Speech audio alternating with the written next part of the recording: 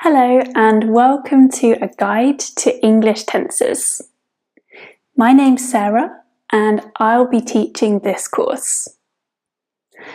I have several years' experience teaching learners of different ages, backgrounds and levels. Many of my students know some things about some tenses, but they still feel very unsure and make lots of mistakes. If this sounds like you, this is the course for you.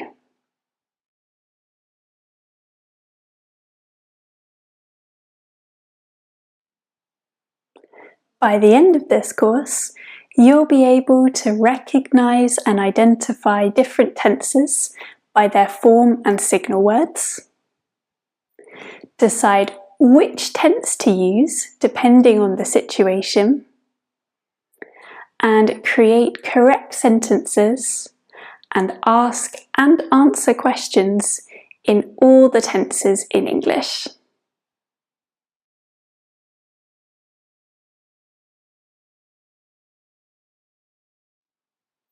It's important to practice the grammar we learn.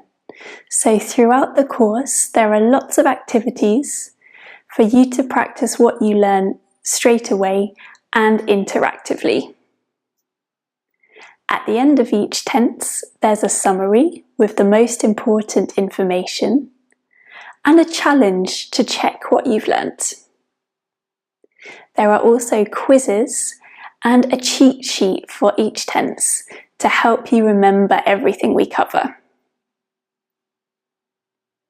It's important to learn grammar in context too. So I'll give you lots of examples from everyday situations. This will help you understand, remember, and use the new grammar in real life.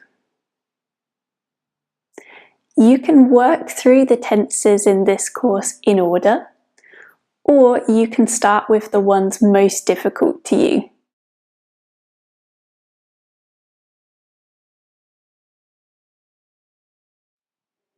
I made this course for people who have some knowledge about some of the English tenses, but feel very unsure about how to use them, or they don't feel confident when they speak or write English.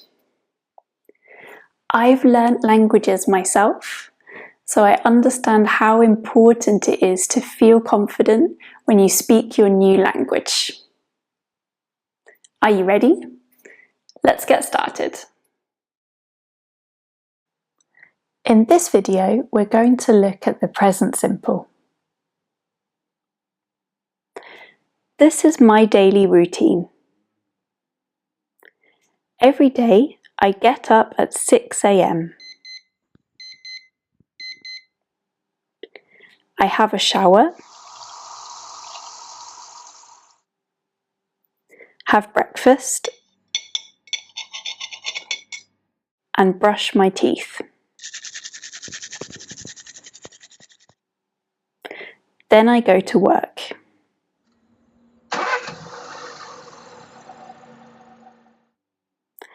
I work from 8 a.m. until 5 p.m.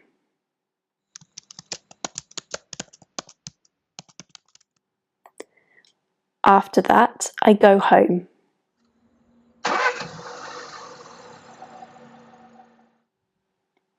I cook dinner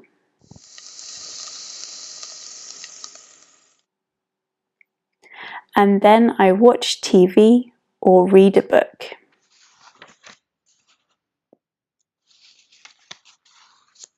I go to bed at 10 or 11 p.m. We use the present simple to talk about my routine and things I do regularly, things that repeat. These can be things I do every day or every week or every month, for example. Here are some more examples. I go to the cinema once a week.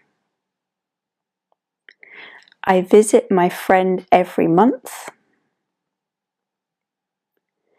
I work in the office every day. I go on holiday every year. There are some signal words that tell us to use the present simple. For example, whenever we answer the question, how often, we use the present simple. Words like always, normally, usually, often, sometimes, occasionally, rarely, and never are mostly used with the present simple. For example, I never miss a meeting, or I sometimes go jogging.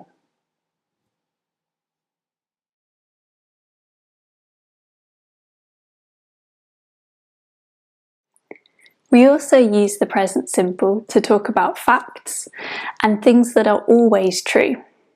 For example, I like chocolate, I speak English, and I live in a city. I've talked about myself in the present simple, but what about other people? You always read the newspaper. We write lots of reports. They meet in a restaurant. She works at home. He knows the company. My dog plays in the park every day. So if the sentence is about he, she, or it, then we add s to the verb.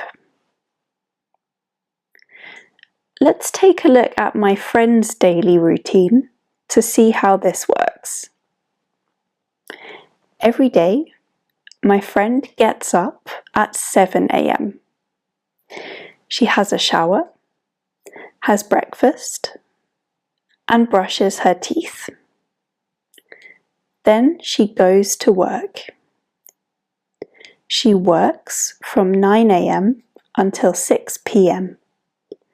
After that, she goes home. She cooks dinner, and then she watches TV or reads a book. She goes to bed at 11 p.m.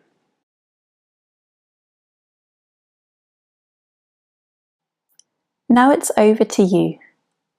Can you complete the sentences to describe your daily routine?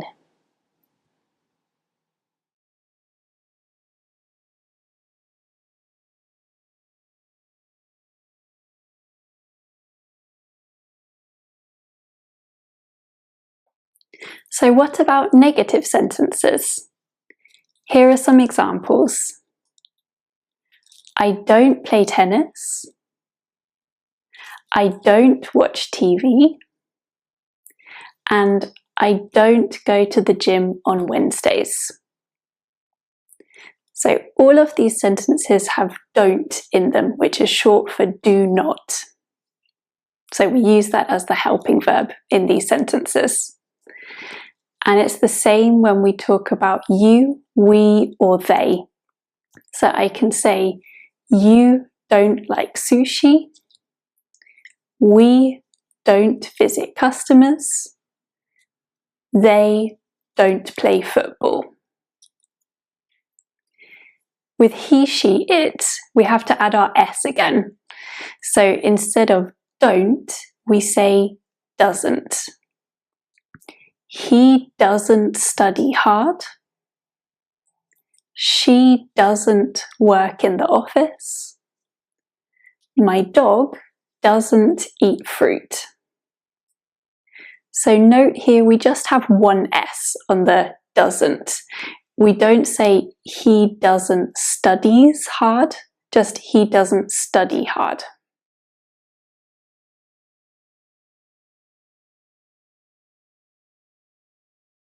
So now it's your turn. Can you complete the negative sentences here on the screen using the verbs? Pause the video now to try and then restart to check your answers. So the first one is, I don't play the piano every day. Then, she doesn't call her friend every weekend. They don't stay in hotels. We don't know the manager. You don't go to the gym. And he doesn't speak Hindi.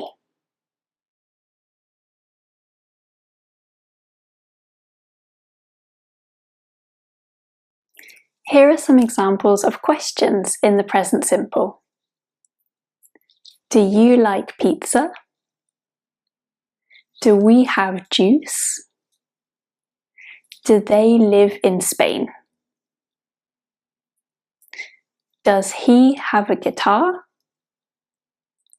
Does she speak Mandarin? Does it rain a lot in your country? What did you notice about all those questions? They all started with the helping verb do or does.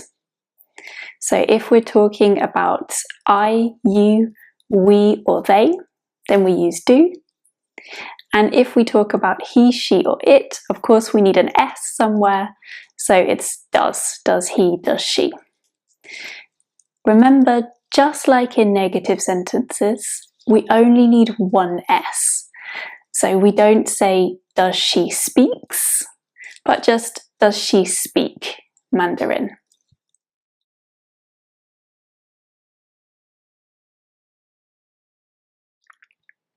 Let's try making some questions together.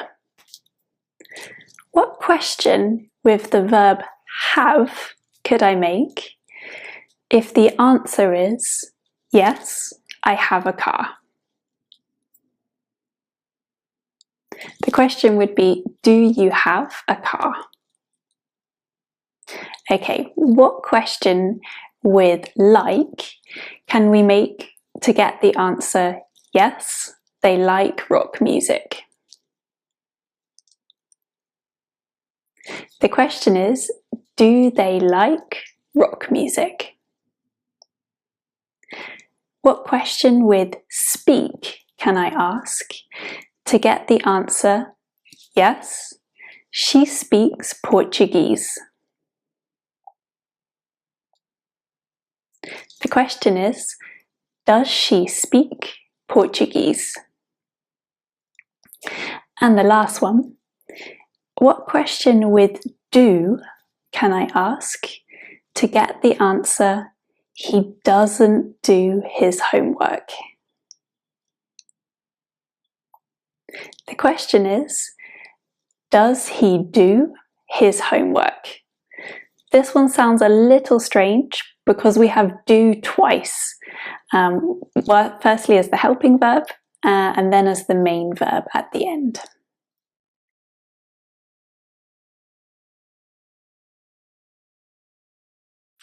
Let's go back to the first question from the last activity. We said, do you have a car? Yes, I have a car.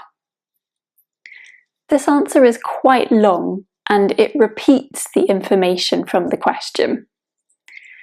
So we can just give a short answer. Do you have a car? Yes, I do. We use the helping verb do. Do you live in the countryside? No, I don't. And of course, if we talked about he, she or it, our helping verb would be does or doesn't. Can you try answering these questions? Do you speak Spanish? Do you have a bike? Do you do sport? Do you visit your friends often? Do you always do your homework?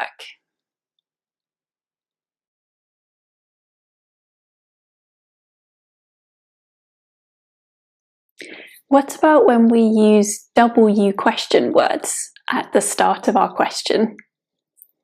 So here I mean words like where, when, why, who, and how. These words go right at the beginning of the question, but the rest of it stays exactly the same as we saw in the last section. For example, where do you live?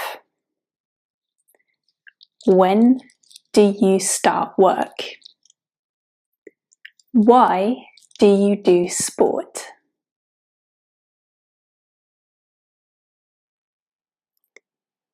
Can you match the question words to these questions?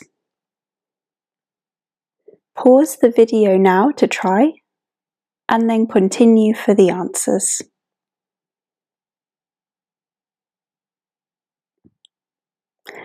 When does this class finish? What do you do at the weekend? How do you get to work? By car or by bike? Why can't you come? Who do you work with? Where do you live? Now let's try a second activity. Can you make full questions using the words on the screen? For example, when you leave work becomes when do you leave work? Pause now to try. Let's check the answers. How many languages do you speak? How do you learn English? Why do you like yoga? What do you do in the evenings?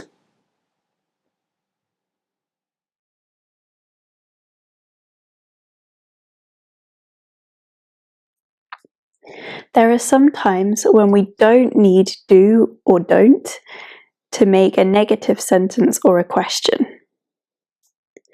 The most important example is the verb to be. So in a positive sentence, we can say I am, they are, she is. In a negative sentence, we say I'm not, they are not, she is not. And in a question, am I, are they, is she. So there's no do or don't here. This is the same with modal verbs like can, must, or should. We say we can, negative, we cannot, and a question, can we?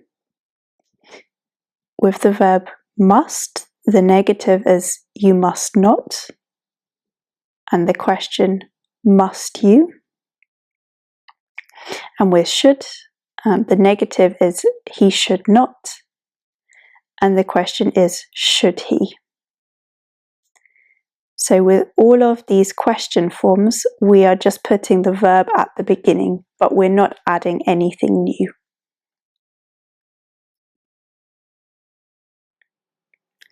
To summarize, we use the present simple with repeated actions and routines, and things that are always true.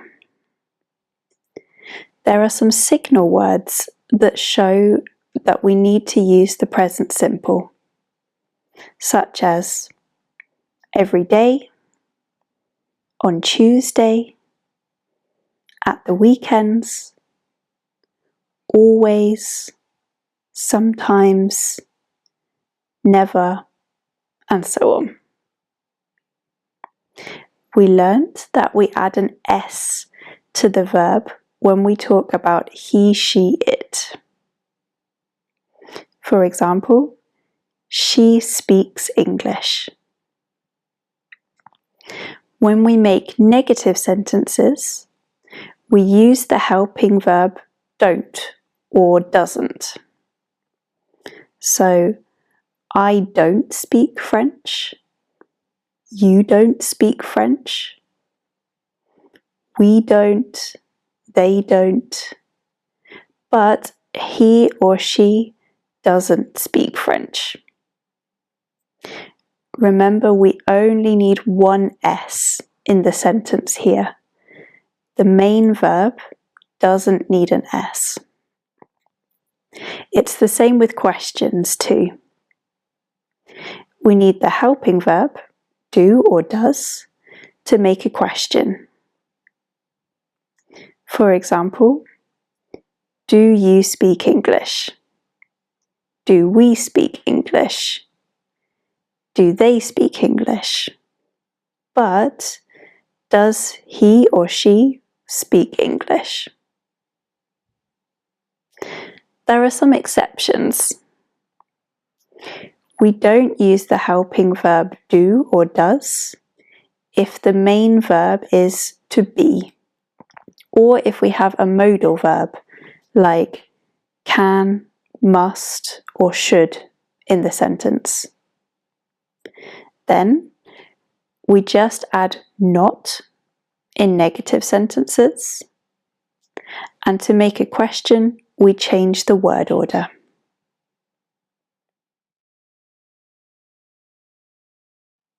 Now it's time for the present simple challenge.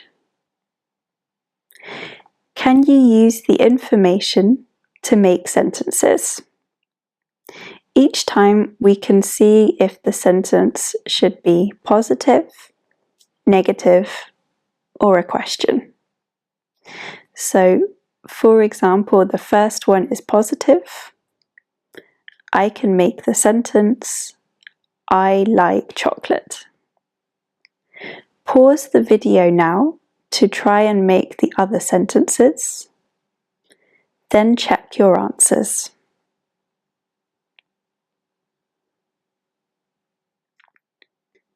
The next sentence is, they don't live in Argentina.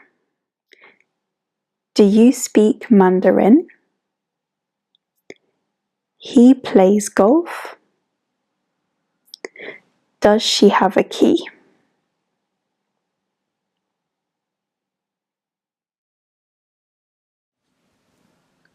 In this video, we're going to look at the present continuous.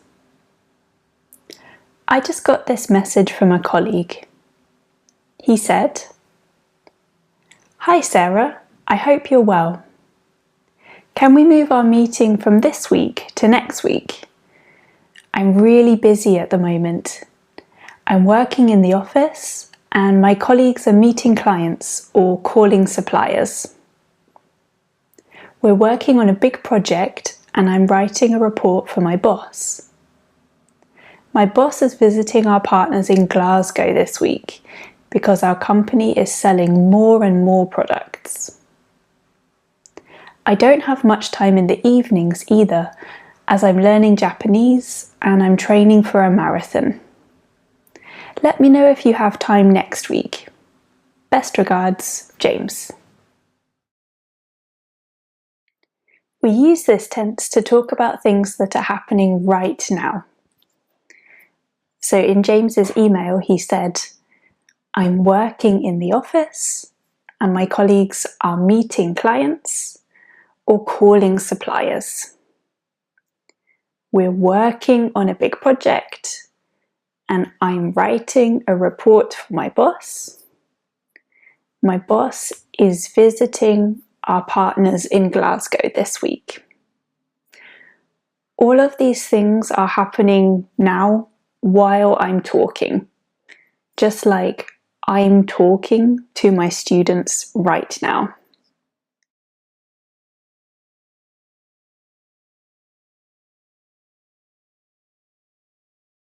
There are some signal words to show this. These include right now, now, at the moment, currently, presently, just, and today. Here are some examples with those signal words. I'm talking on the phone at the moment.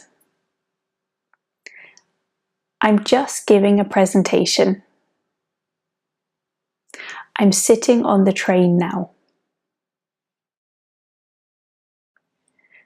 But the email from my colleague also said, I don't have much time in the evenings either, as I'm learning Japanese and I'm training for a marathon. He's not learning Japanese or training for a marathon this minute because he's at work. But we can also use sentences like this to talk about something happening around now, something that will not last forever. James isn't doing these things this minute, but they're still in progress around this time.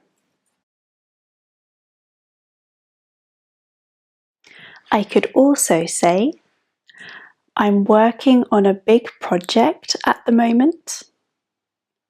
I'm reading a book on psychology.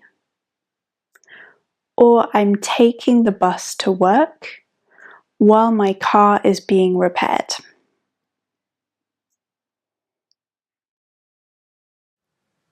In addition to that, we can use the present continuous to talk about change and trends.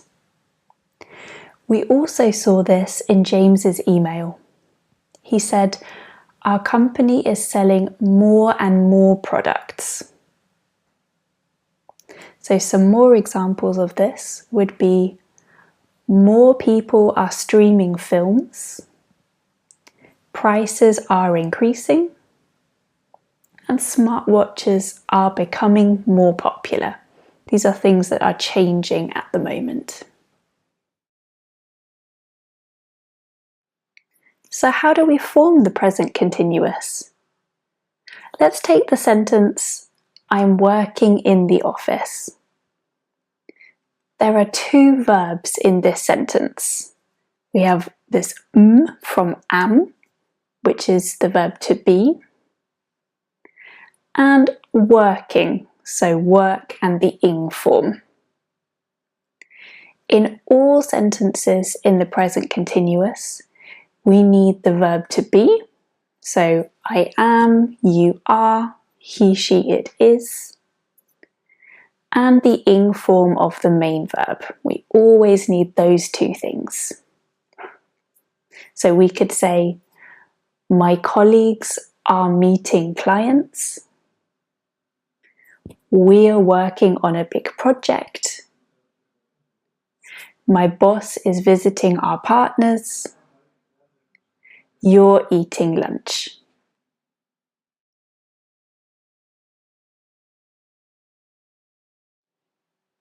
Now it's your turn. Can you make sentences about what you're doing right now or around now using the signal words on the left and the verbs on the right? For example, at the moment, I'm watching a video. Pause the video now to try.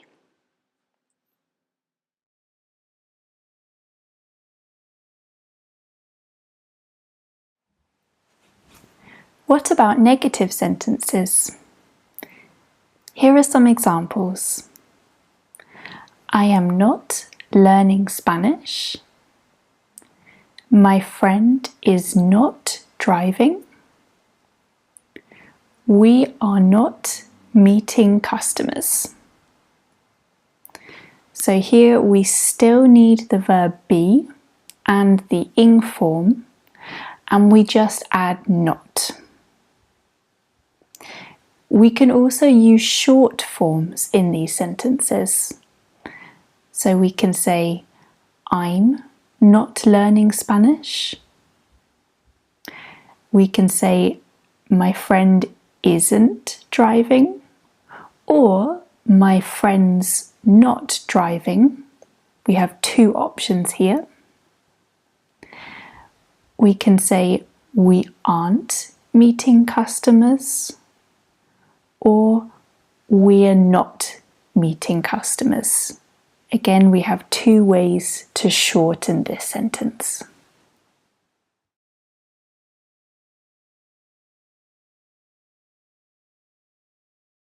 Can you make the following sentences negative? I'm taking the bus. This would be, I'm not taking the bus. He's arriving at the airport. This would be, he isn't arriving at the airport, or he's not arriving at the airport. We're preparing a presentation. This would be, we're not preparing a presentation, or we aren't preparing a presentation. You're driving to work. This would be, you're not driving to work, or you aren't driving to work.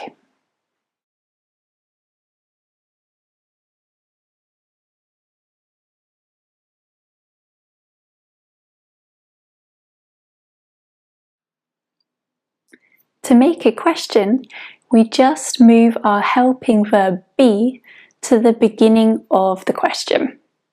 So for example, are you learning French? Is he staying at home? Are they meeting friends?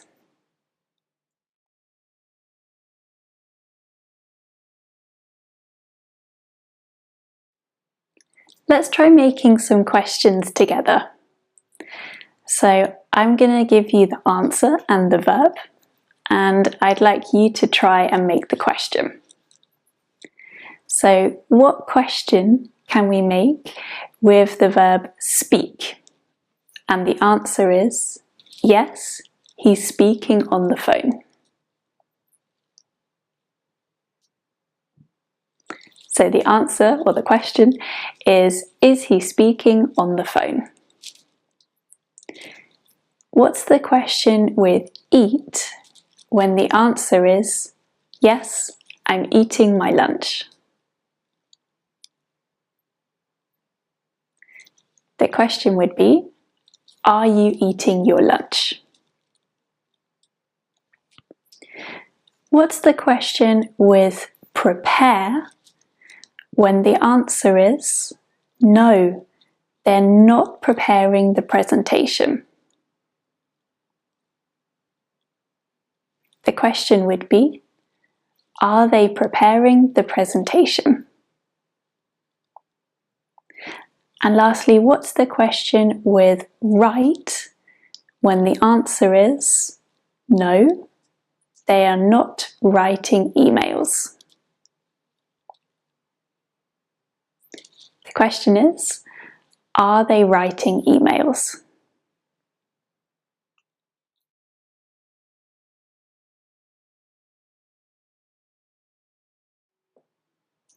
Just like with the present simple, when someone asks us a question, we can give a short answer too. So with the question, are you eating your lunch? I can say, yes, I'm eating my lunch. Or I can give the short answer, yes, I am. So just with that helping verb to be. Can you answer these questions about yourself? Are you learning English? Are you sitting at home? Are your friends working right now? Are you learning other languages? Is it raining in your town?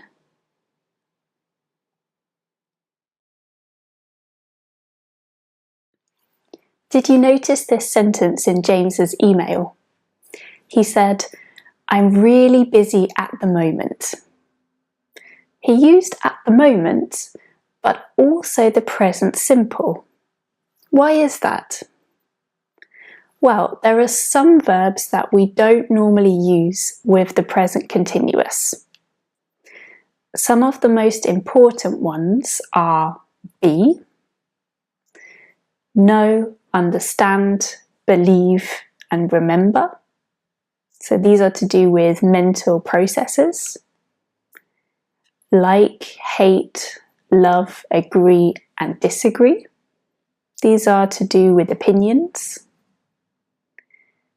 See, hear, feel, and taste. They're to do with the senses. Appear, look, seem, and sound.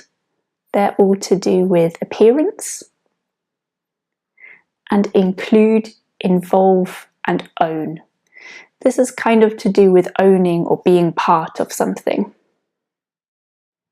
There's a longer list of these verbs on the handout for the present continuous. So to show you a few examples, we don't say I'm being here, we say I'm here. We don't say you're knowing the answer, we say you know the answer. And we don't say this cake is tasting great, we say this cake tastes great.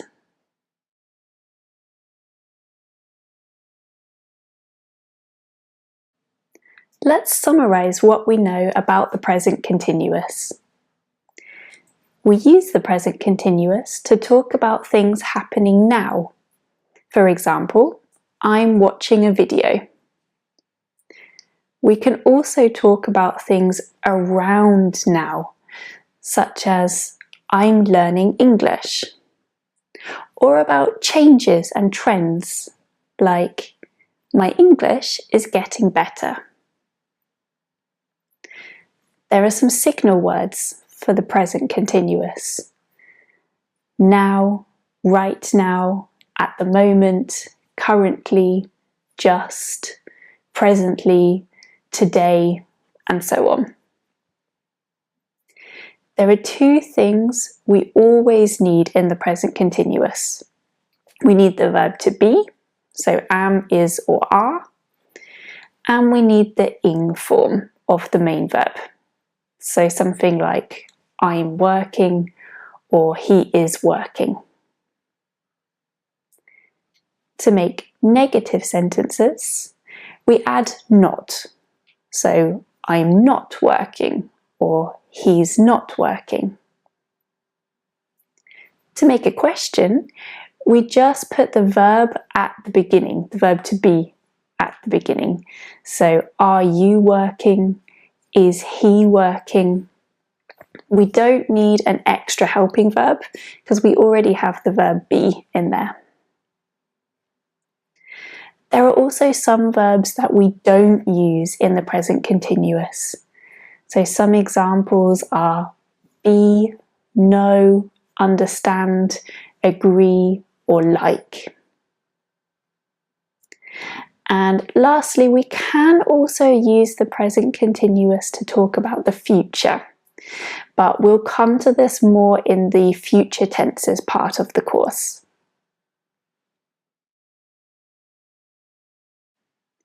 Let's check how much we understood with the present continuous challenge. This is a postcard from Ben to Hannah about his language course in London. Can you complete his sentences with the verbs in brackets? Pause now to try, and then continue for the answers.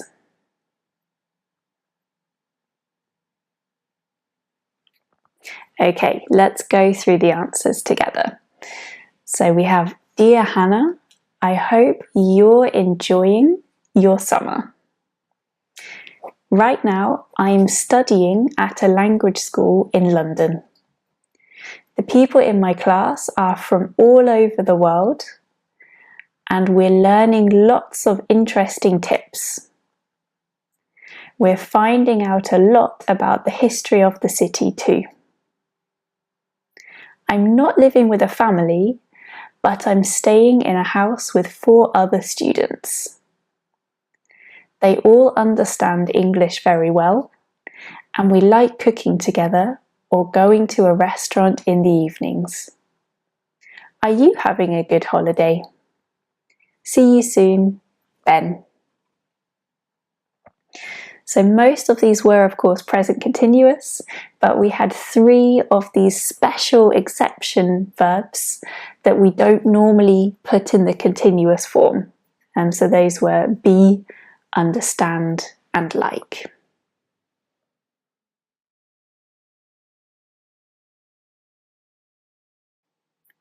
In the next part of the course, we're going to learn about the past simple, starting with the verb to be. Let's start by thinking about some things that are true now. I am an English teacher. I am responsible for helping my students. I am busy. What about when I was a child? I was a school child. I was in a big class. And I was good at history. These 3 things happened in the past and have finished. They're not happening now and they're not relevant for now. So I am in the present becomes I was in the past. What about when we talk about he, she, or it? In the present, we would say he is an IT technician. He is responsible for helping customers. He is good with numbers. But in the past, he was a football fan. He was tall. And he was good at science. So is in the present becomes was in the past. And to talk about you, we, or they, in the present, my friends are at work. You are organized. We are in different cities. And in the past, they were at school. You were creative. We were good friends. Are in the present becomes were in the past. So as a summary, am becomes was, is becomes was, and are becomes were in the past.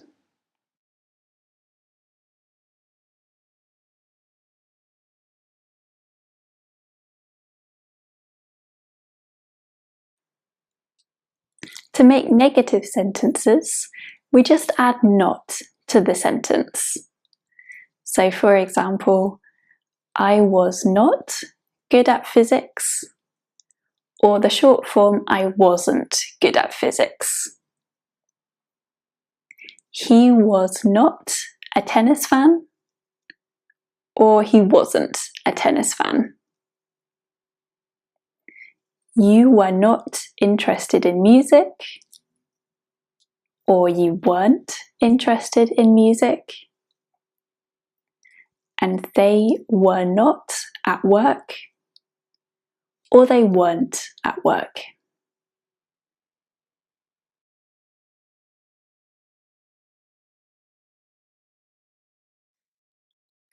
To make questions, we just swap was or were and the person.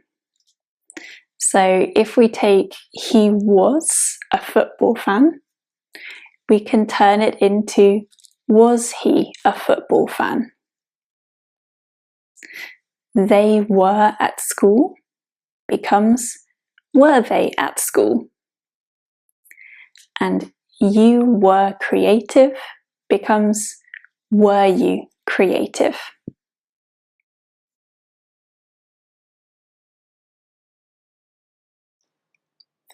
When I answer this question, I can give a long answer or a short answer. So I can say, yes, I was creative, or just, yes, I was, or no, I wasn't. So for example, if our question was he tall? We could say, yes, he was. Or, were your friends at work? No, they weren't. Were you good friends? Yes, we were.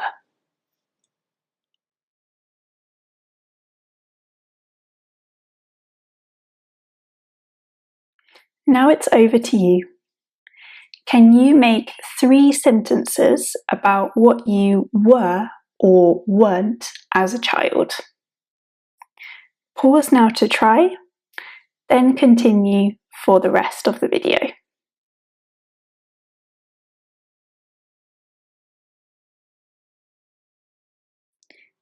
Great.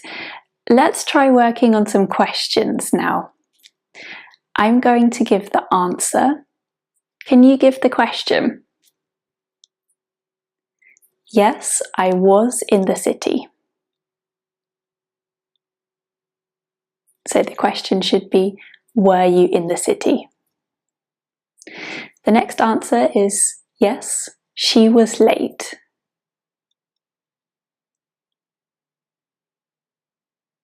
So the question should be, was she late? The next answer is, no, he wasn't in my class.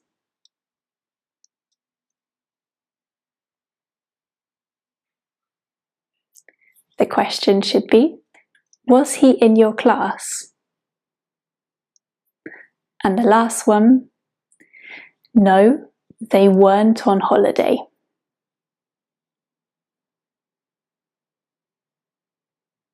So the question should be, were they on holiday?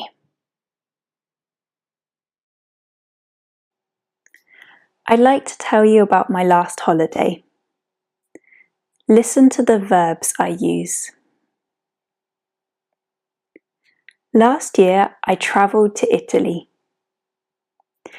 I visited Florence and Pisa, and when I arrived, I planned to see all the main sites. I wanted to take lots of photos. I decided to visit Pisa first. I loved the tower.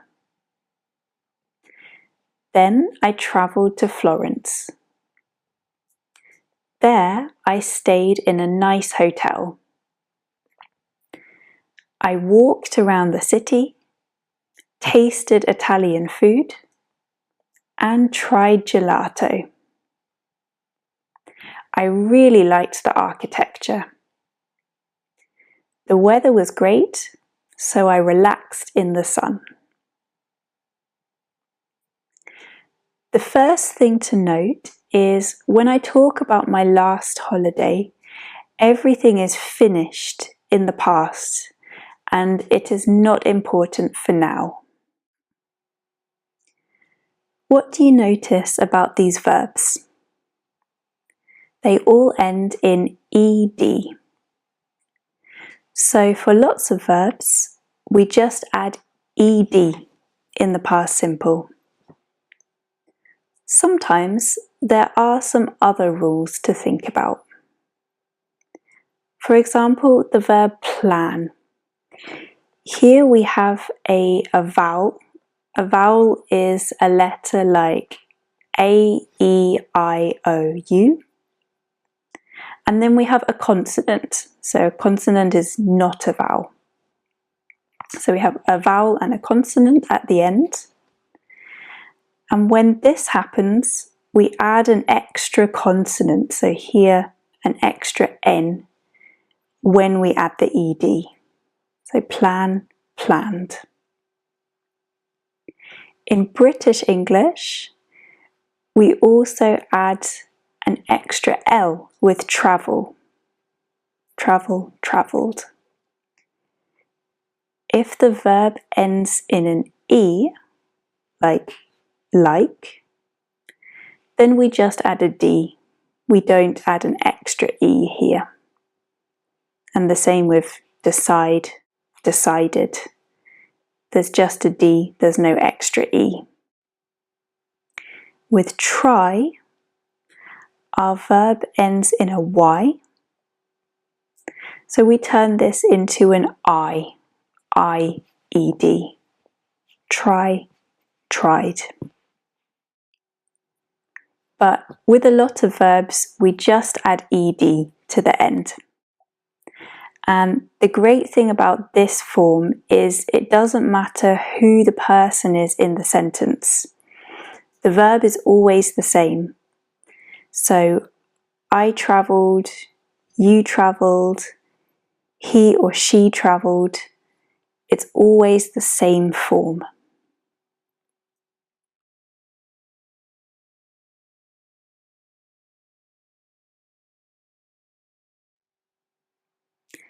Now it's your turn. Can you complete the sentences about your last holiday?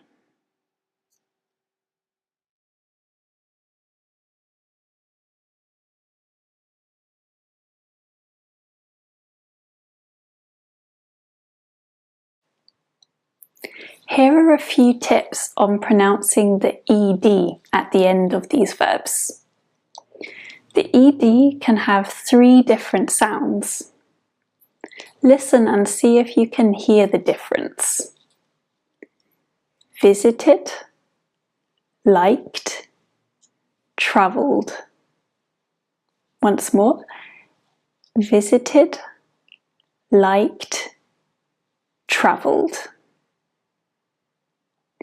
In visited, we add this extra id sound to visit. This is because the verb ends in a D or a T sound. This also happens with decide, for example, decided. In liked, the ed sounds like a T sound. This is because the last sound of like is a k, and we don't use our voice to make this sound. This happens with other verbs like watch and shop. There's a very good way to test if we use our voice or not. If you take the last sound of the verb, so in like it's k, if you touch your throat and you can't feel it vibrate, then you're not using your voice. With k, it doesn't vibrate, there's no voice. So we make this t sound for the ed. With travelled, it's a d sound at the end. This is because we use our voice for the last sound of the verb. So the last sound here is and there's vibration when I make this sound. This also happens in verbs like love or stay, for example.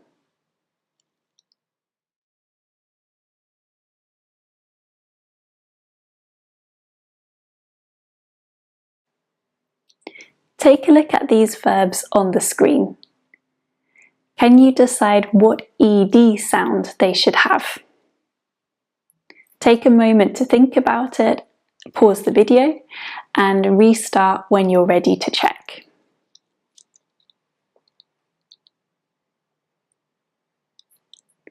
So the verbs we have here are wanted with an id sound, wished with a t sound, listened with a d,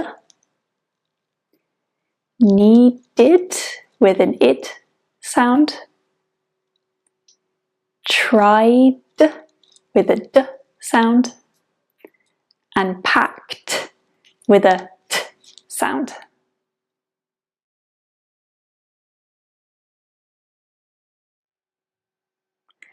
So last year I travelled to Italy, but I didn't travel to Spain.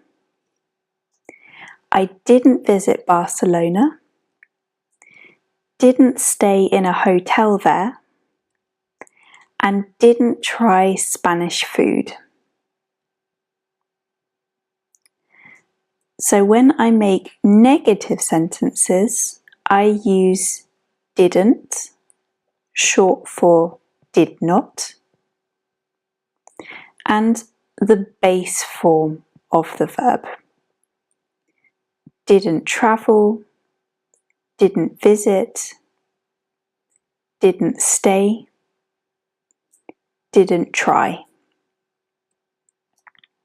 And again, this is the same if I talk about you, he, she, we, they. I didn't travel, you didn't travel, he didn't travel, we didn't travel. It's all the same. And remember, there's no ed here. So I can't say I didn't travelled, I didn't visited, or I didn't tried. No ed necessary.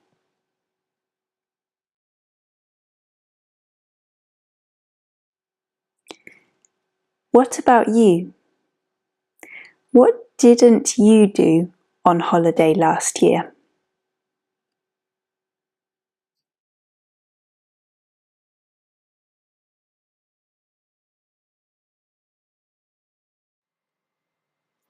We can ask questions like this. Did you visit Pisa? Did you travel to Spain? Did you try gelato? So all of these questions started with the helping verb did, and then we have the base form of the main verb. So no ed here, no to, just the base form. And this is the same for any person. So I can say, did you travel to Spain? Did they travel to Spain? Did she travel to Spain? It doesn't matter.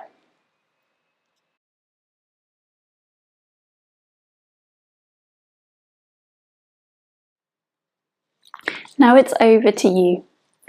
I'm going to give you the answer and a verb, and I'd like you to make a question that fits that answer. So if the answer is, yes, I stayed in a hotel, what question can you make with stay?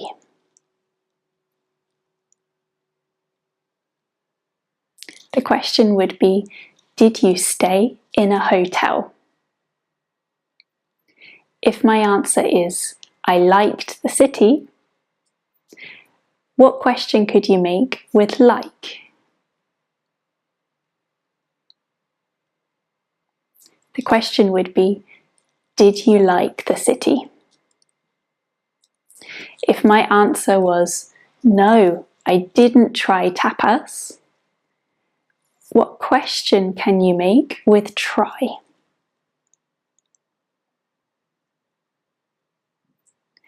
The question would be, did you try tapas?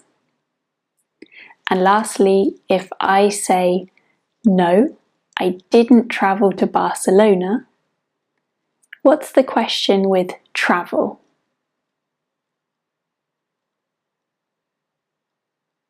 The question here would be, did you travel to Barcelona?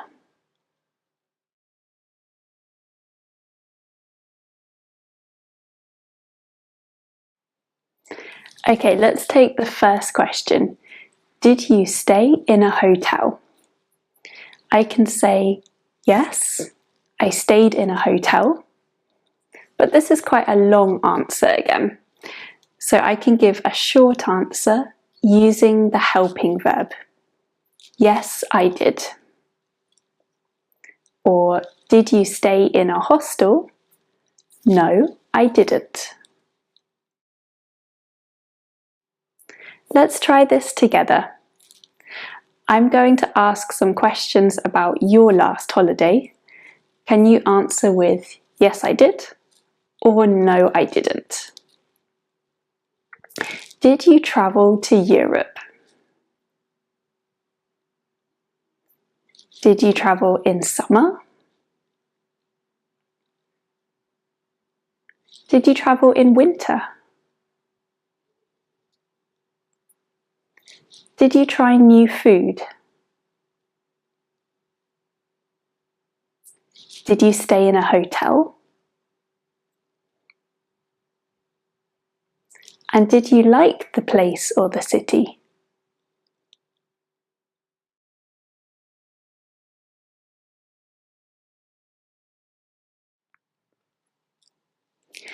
What about if we use a W question word, like, where did you travel to?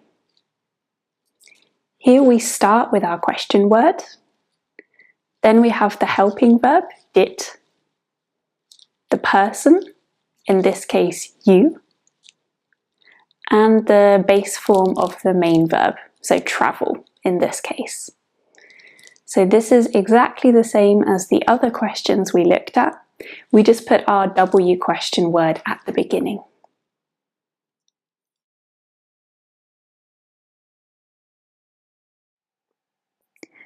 Can you match up the questions on the left with the answers on the right? Pause the video now to have a go, then continue for the answers.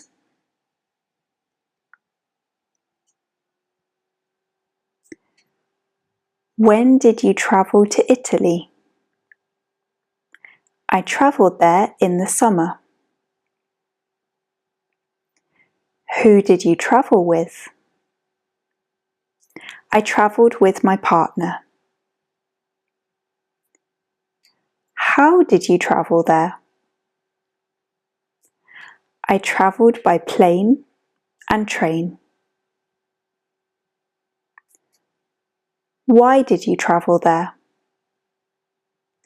I travelled there to see the architecture.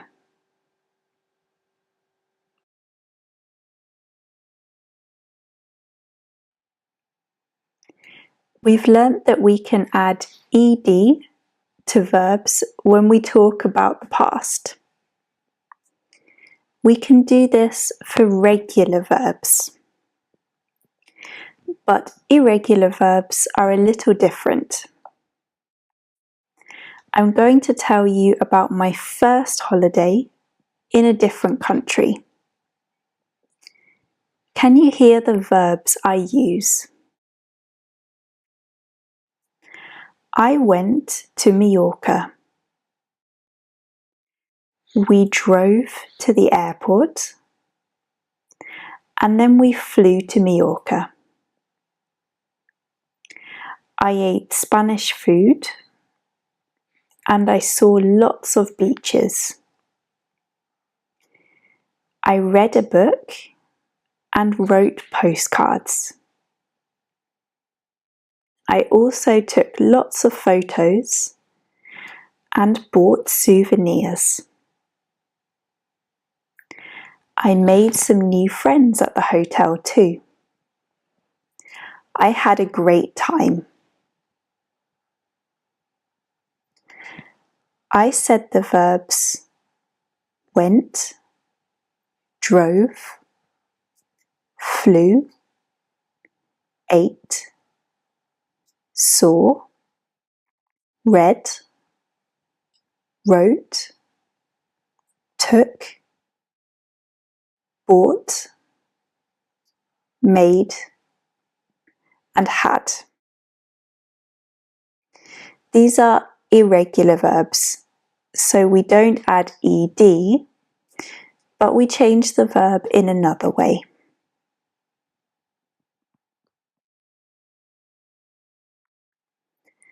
So go becomes went.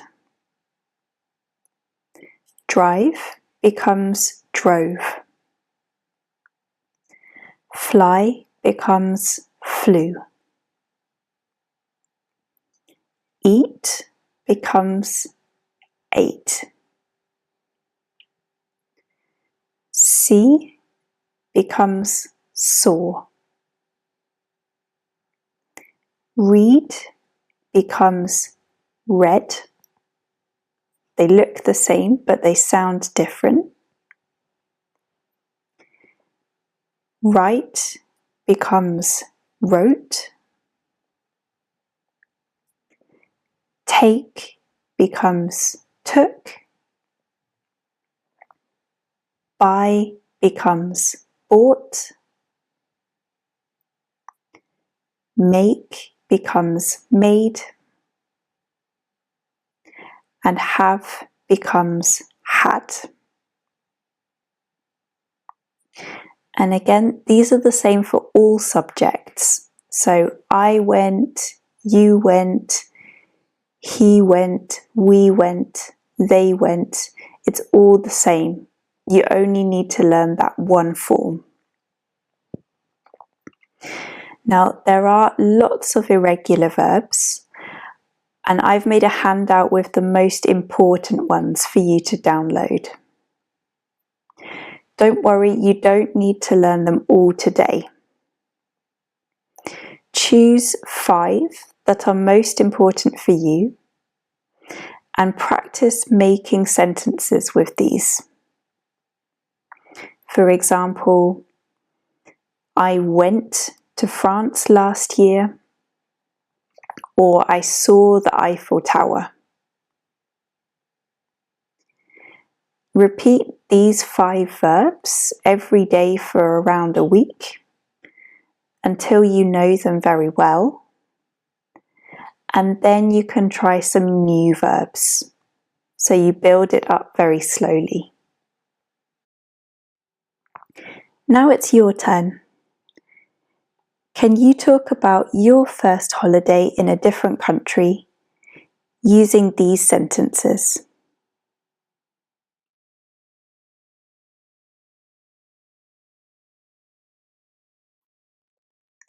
So let's summarize.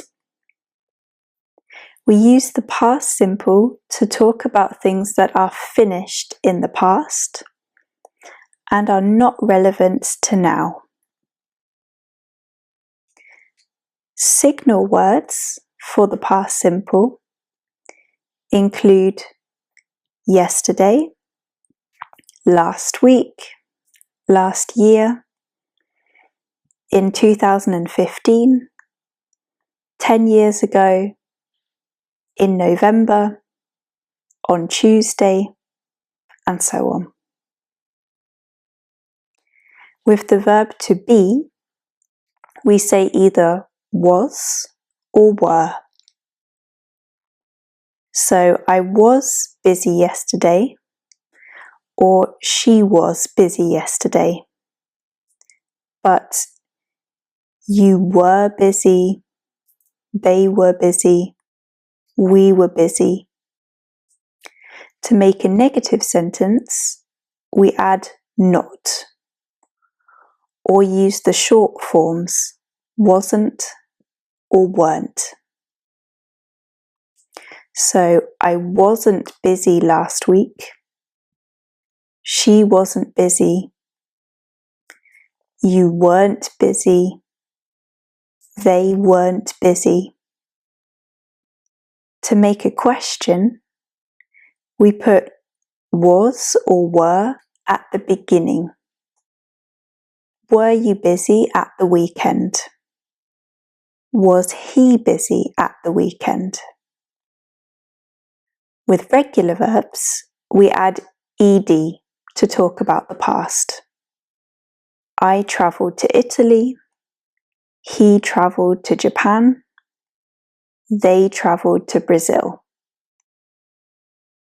Irregular verbs have their own forms. For example, I went to Mallorca. He ate Mexican food. They took lots of photos. More examples are in the handout. To make negative sentences with both regular and irregular verbs, we use the helping verb didn't and the base form of the main verb. So, I didn't travel to Canada. She didn't travel to Egypt. They didn't travel to Thailand. To make questions, we need the helping verb did. Did you travel to Russia? Did she travel to China?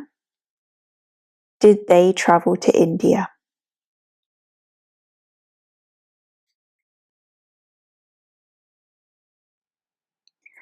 Now it's time for the past simple challenge.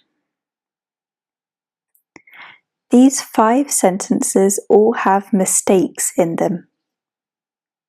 Can you correct them? Pause the video now to have a go and continue for the answers.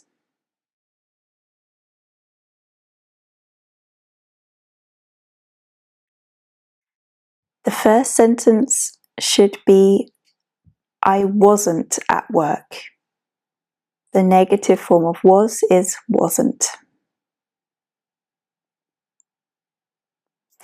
The second sentence is, did she fly to the USA? Remember, it's the same for every person. Did I fly? Did you fly? Did she fly? The third one,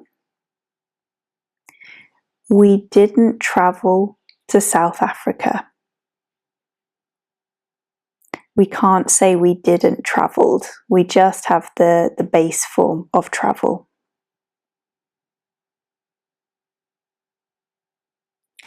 The fourth one, they didn't try Indonesian food. The did and not have to stay together.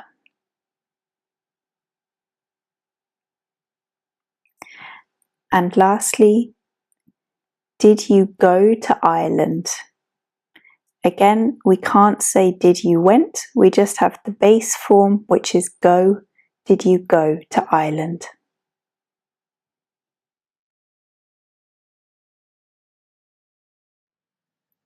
In this section, we're going to look at the past continuous. My boss was on holiday last week, and when she came back, she asked me some questions about what I did when she was away. She asked, what were you doing at 10 a.m. on Monday? I said, at 10 a.m. on Monday, I was writing emails. She said, what were you doing at 3 p.m. on Wednesday? I said, at 3 p.m. on Wednesday, I was sitting in a meeting. And she said, what were you doing at midday on Friday? I said, at midday on Friday, I was eating lunch with my colleagues. Let's look at these sentences on a timeline.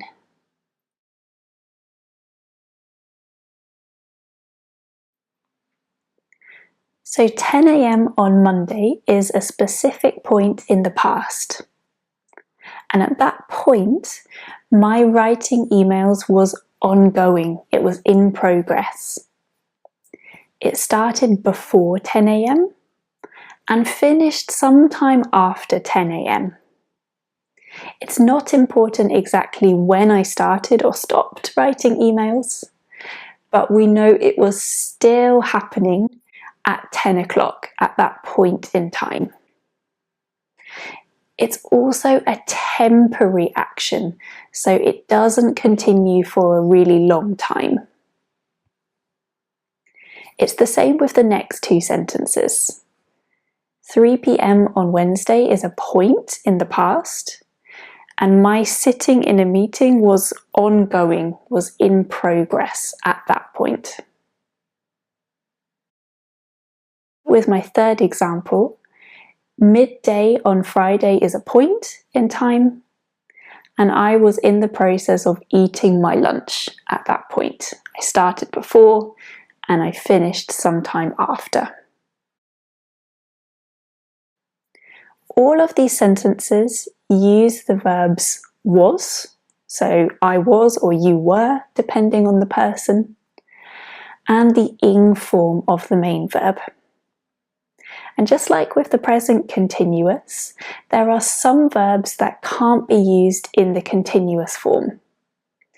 You can find a handout with these verbs under the present continuous section.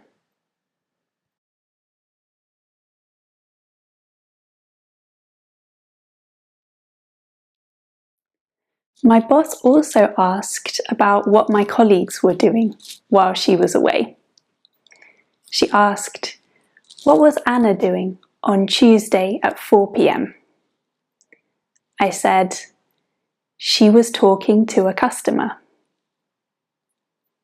Then my boss asked, "What were Michael and Tom doing at 11 a.m. on Thursday?"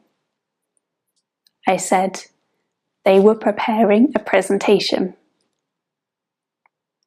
Then she asked, "What were you all doing at 6 p.m. on Monday?" I said, "We were leaving the office." So you can see, just like with past simple, we use was for I or he, she, it. And if we talk about you, we, or they, then we use were. And of course, always that ing form because it's a continuous tense here. Now it's your turn. Can you complete these sentences about what you and your friends were doing at these times?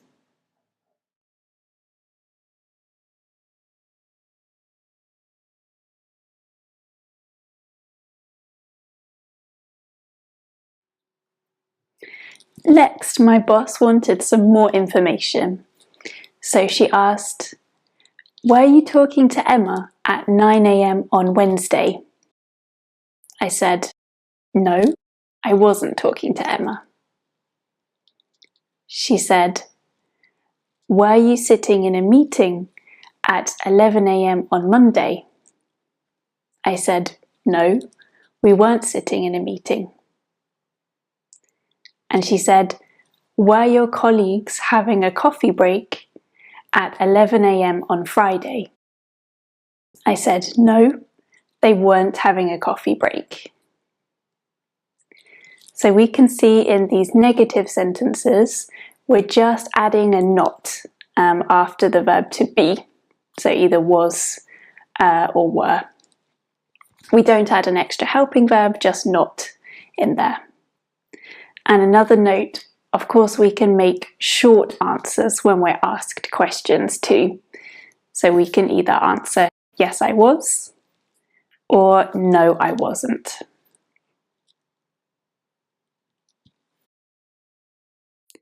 Now it's over to you. Can you answer these questions about your week using the short answers? So either "Yes, I was," or "No, I wasn't." Were you drinking coffee at 10 a.m. on Tuesday?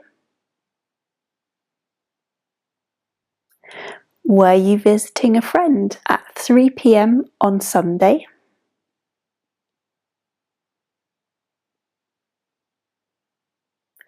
Were you working at 11 a.m. on Thursday?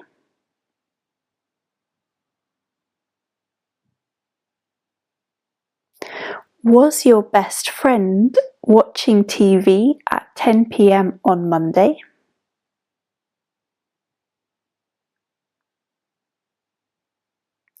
And were your friends shopping at 1 p.m. on Saturday?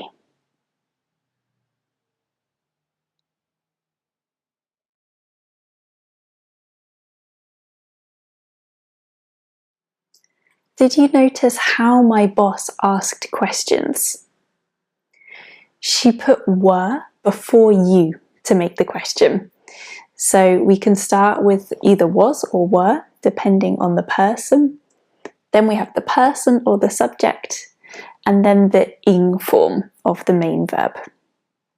Or of course, we can also start with a W question word and then continue with the same structure. So now it's your turn.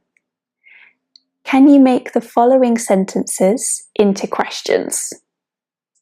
So for example, the first one would be, were you walking the dog at 8 p.m. on Monday? Pause the video now to try, then continue for the answers.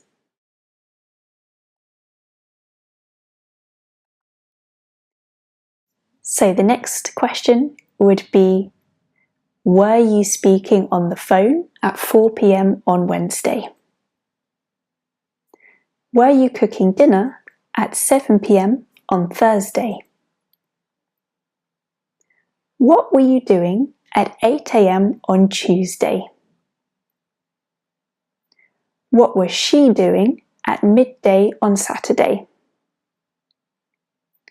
And what were they doing at 11 p.m. on Friday?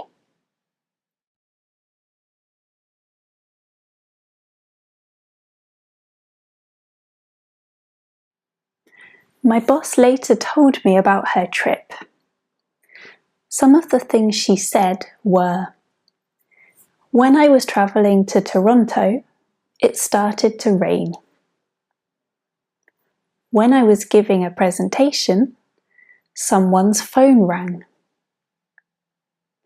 When we were discussing the plans, the assistant brought us coffee. Let's put these sentences on a timeline. There are two actions in these sentences. One is a point in the past. The other is a longer action that's ongoing at that time, or it's interrupted or stopped by the other action. So here, the travelling is a longer action, and at some point during this action, we have this one point where it started to rain. In the second sentence, giving the presentation is the long action, and the point when the phone rang is the short action. It interrupted and maybe even stopped the presentation. In the third sentence, the long action is discussing the plans. At some point here, the assistant brought coffee. Again, this interrupted and maybe even stopped the discussing. And note, all of the longer actions are temporary situations. They don't last for a very long time.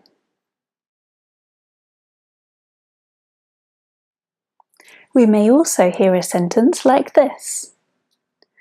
I was reading the news while I was listening to the radio. Here, with while, we have two simultaneous actions in the past. So they happen at the same time.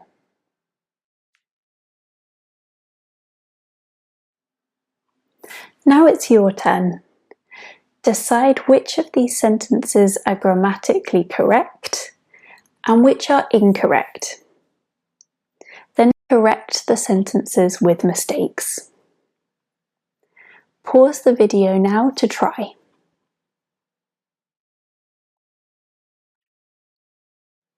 Okay, let's check the answers.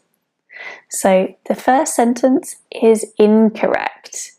It should say, I was walking home when I saw my friend, because this is the longer action. The second and the third sentences are both correct, they're fine. The fourth sentence should be, we were having an online conference when the internet stopped. So the online conference is the long action and the internet stopped. This interrupts the long action.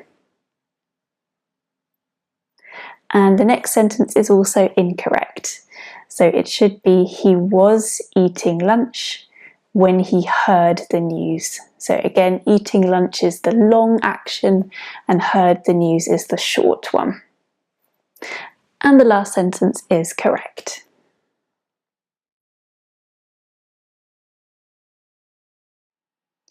So let's summarize what we know about the past continuous.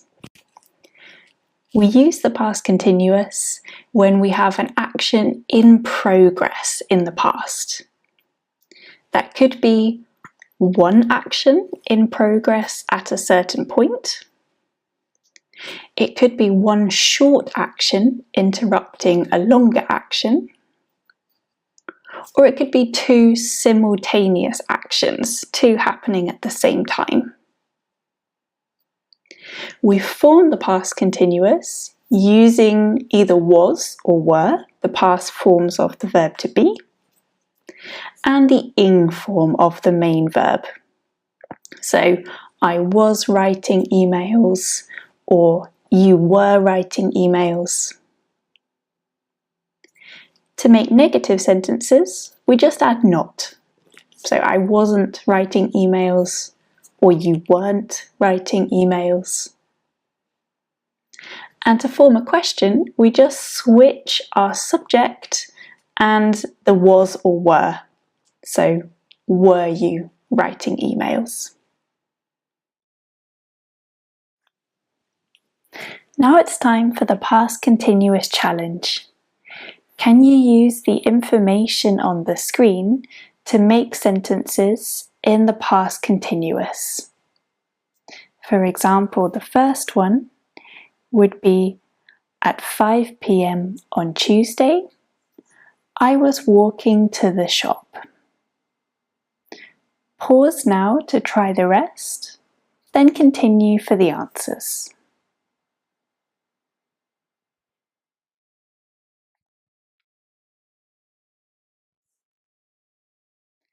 The next one would be, at midday on Saturday, they were cycling. At 2 p.m. on Monday, he wasn't working. Were you jogging at 7 a.m. on Friday? I saw my friend when I was driving home. And I was listening to a podcast while I was cooking dinner. So in this last one, we have two simultaneous actions that are both going on over a longer period of time. Whereas in the sentence before, driving home is the longer action and seeing my friend is one short point during that action.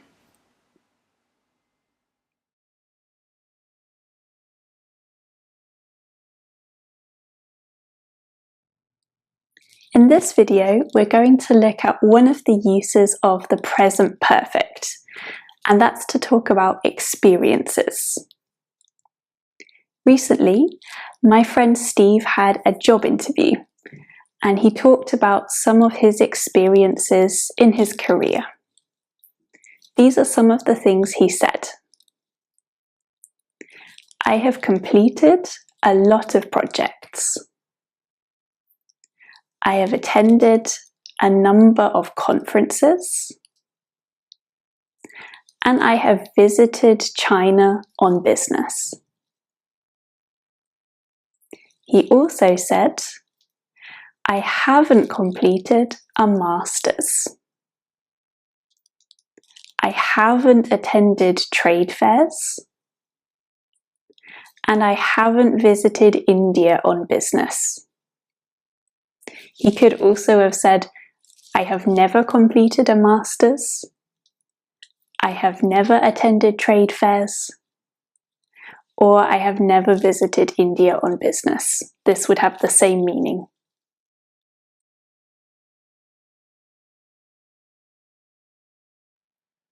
In these sentences, I'm talking about my experiences. We're talking about something which has or hasn't happened at some point in our lives. If it has already happened, the time is not relevant. If it hasn't happened yet, it could still do so in the future.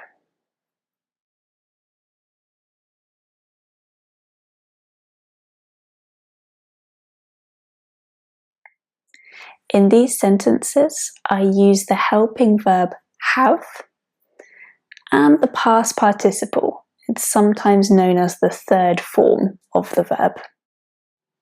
And very often we use the short form of have, so it becomes I've completed lots of projects. In the negative form, I use haven't and the past participle. Or I can also say I have never instead of not.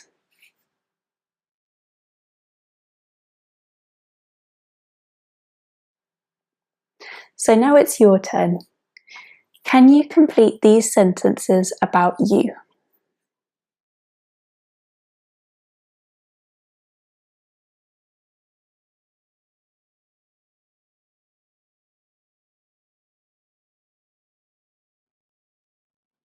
When I talk about my friend, I can say he has completed lots of projects.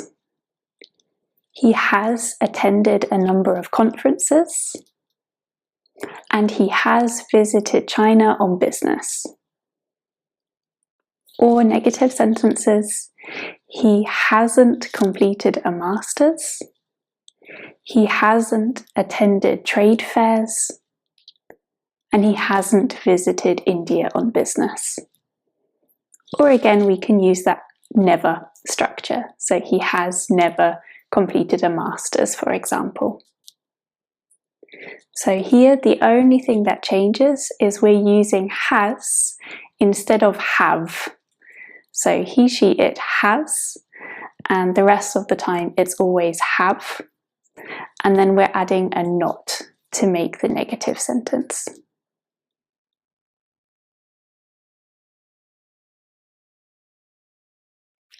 Often when we say these sentences, we use the short form. So instead of he has completed a lot of projects, he's completed a lot of projects. He's attended a number of conferences. And he's visited China on business.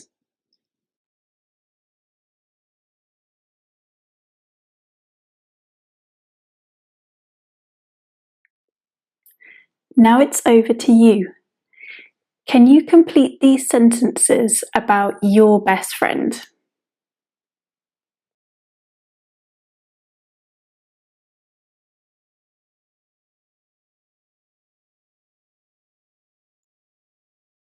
Some of the questions Steve was asked in his interview were: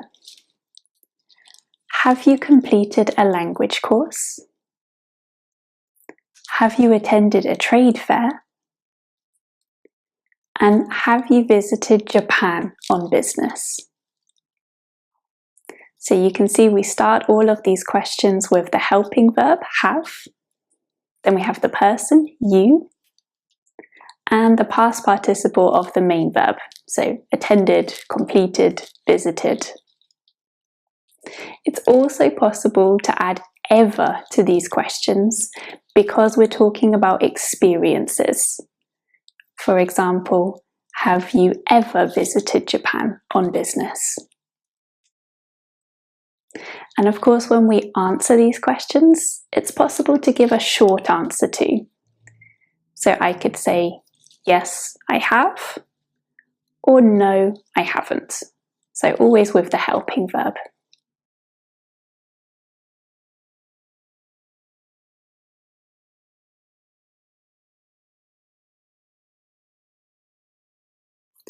What questions can we make in the present perfect using these words?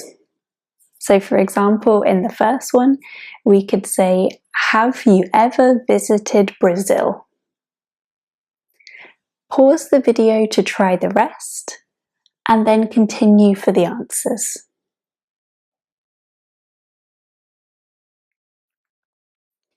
So the next one would be, has your best friend ever visited South Africa? Have you ever completed an English course? Has your best friend ever completed a Spanish course? Have you ever attended an exhibition? And has your best friend ever attended a networking event? That's excellent.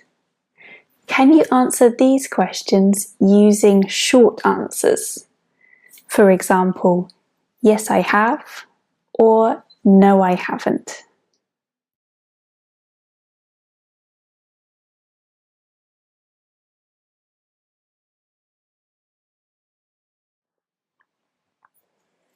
As we learned with the past simple, there are regular and irregular verbs.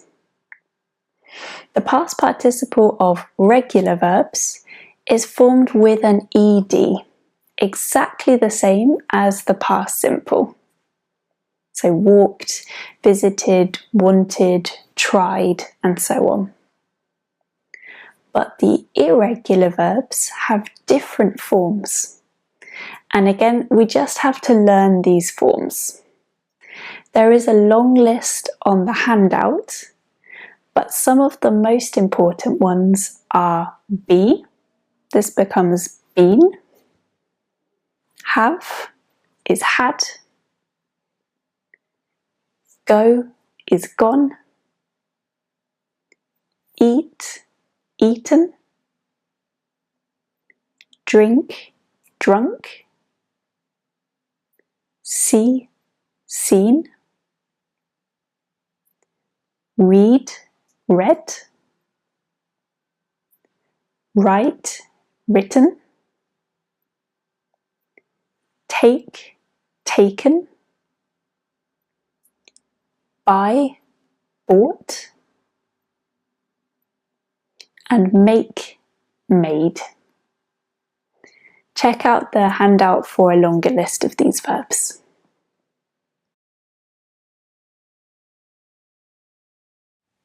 Now it's your turn. Can you complete these sentences using the irregular verbs?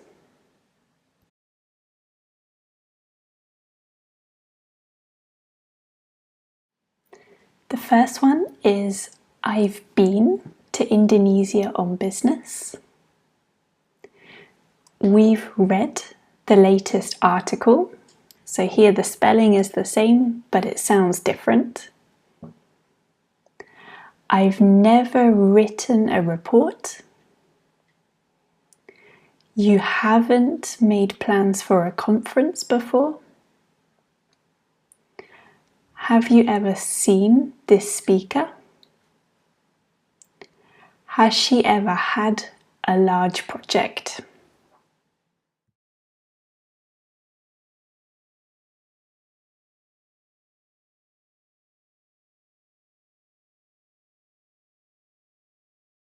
So we use the present perfect to talk about experience we've had at some time in our lives. But if we want to give more details about one specific experience, then we're talking about a specific point in the past. And here we would use the past simple. So for example, Steve said, I have visited China on business. I went to Shanghai in 2018. I met our partners and I took a tour of the factory. The meeting was very productive and the city was great. So here, because he's describing that one specific event in the past, he changes to past simple to give more details about it.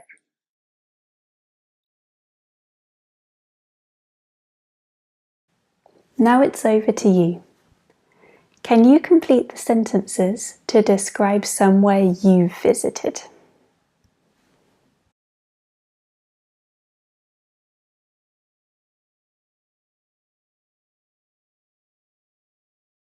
Another use of the present perfect is to talk about things that are still ongoing or happening up to now. This is what Steve said in his job interview. I started a job in marketing after school. I've worked in marketing for 15 years. I stayed with my first company for 7 years, and I've worked for my current company for 8 years. I was a team leader at my last company.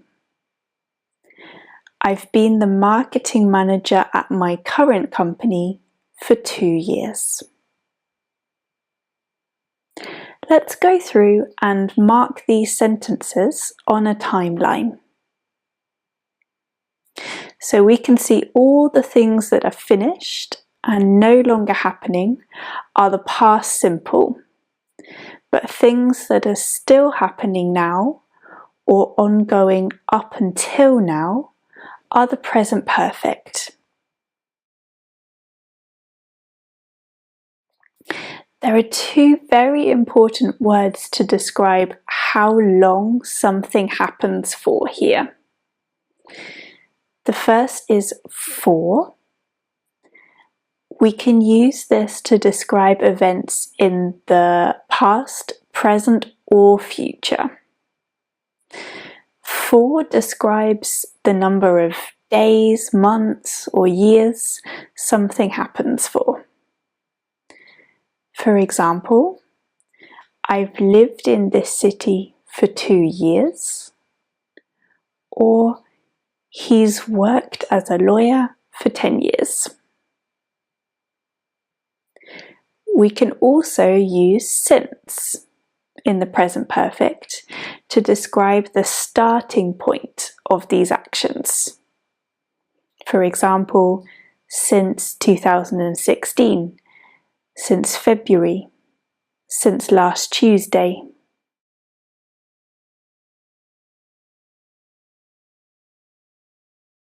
When we ask questions about these ongoing actions, we often do this with how long.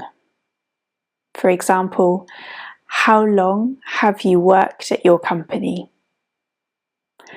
How long has he lived there? How long have they worked in sales?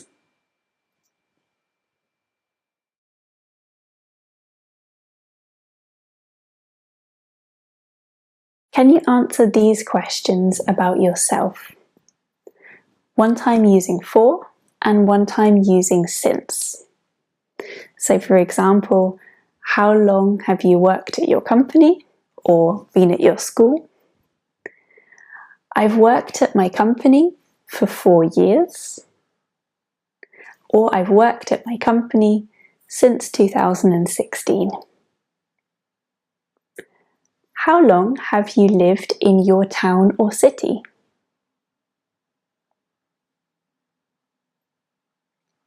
How long have you lived in your house or flat? How long have you known your best friend?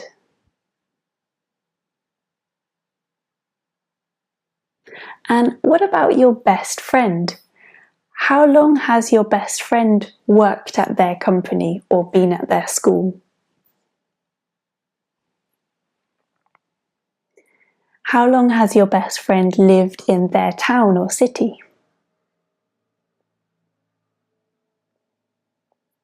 How long has your best friend lived in their house or flat?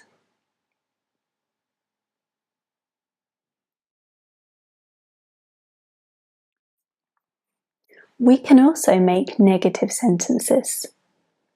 For example, I haven't been on holiday since last summer. Here we mean the last time I went on holiday was last summer, And in the time from then until now, there were no holidays, and I'm still not on holiday now. I can also say, I haven't seen my friend for 1 month. I haven't bought new shoes for 2 weeks. I haven't eaten chocolate for 3 days. And all of these sentences can be with for or since. So for 3 days or since Wednesday.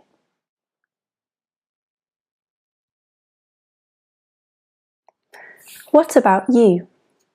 Can you make sentences that are true for you?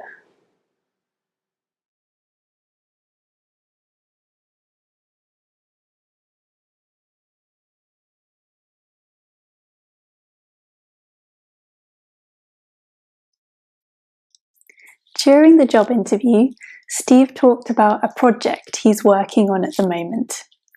He described the process to the interviewers. He said, "We're working on a new social media campaign. We've already planned the stages and set the budget. We've just designed the new ads, but we haven't put them online yet." Here he's talking about things that have been done up to now and things that haven't been done but will be in the future. He uses 3 words to do this. So he uses already to talk about things that have been done, maybe sooner than expected. He uses just to talk about things that were done a short time ago. And he uses yet in negative sentences to talk about things that haven't been done. We also use yet in questions too. Did you notice where those words came in the sentences? Already and just come between have and the past participle, and yet comes at the end of the sentence. And this is the same for a question too.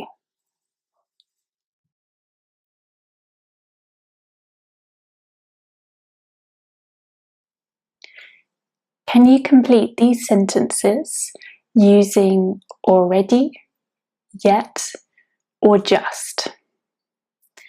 So for example, the first one, I've finished the report, I sent it yesterday. With already would be, I've already finished the report, I sent it yesterday. Pause now to try the rest, then continue for the answers.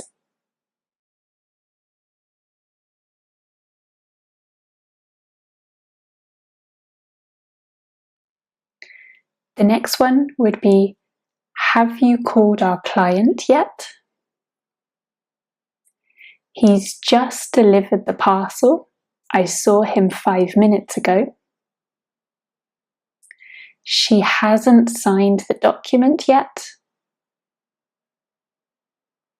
We've already booked the train. I got the tickets last week. You haven't read the notes yet. Have you checked their notes yet? She's already picked up the boxes. She did it yesterday. And I've just left home. I'm walking to the bus stop. Think about a project you're working on. It could be something at work or school, or it could be learning English. What things have you already done? And what haven't you done yet?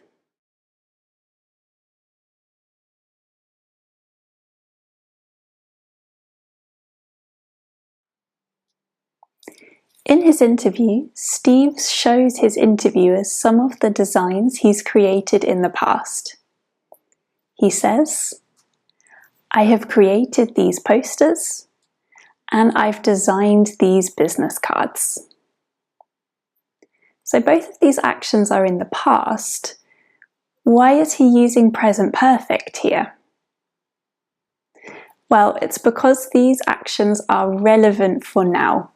He's holding the posters and the business cards in his hands, and he's showing the interviewers right now. So that's why he uses present perfect. It's the same if I say, I lost my keys, but I found them. The losing is clearly in the past, but the finding is relevant for now because I have my keys back. Maybe I'm holding them in my hand.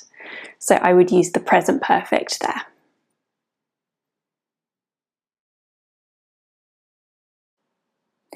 Now it's your turn. Can you use the verbs in brackets to create sentences using the present perfect? So the first one would be, I've prepared some notes on this topic. Pause now to try the rest, then continue for the answers.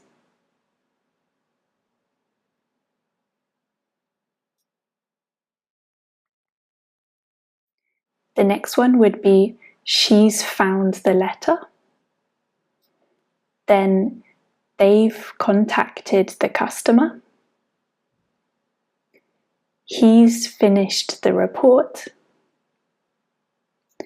You haven't completed the form.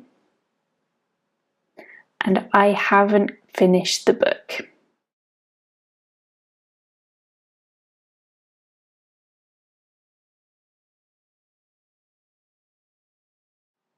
So what do we know about the present perfect?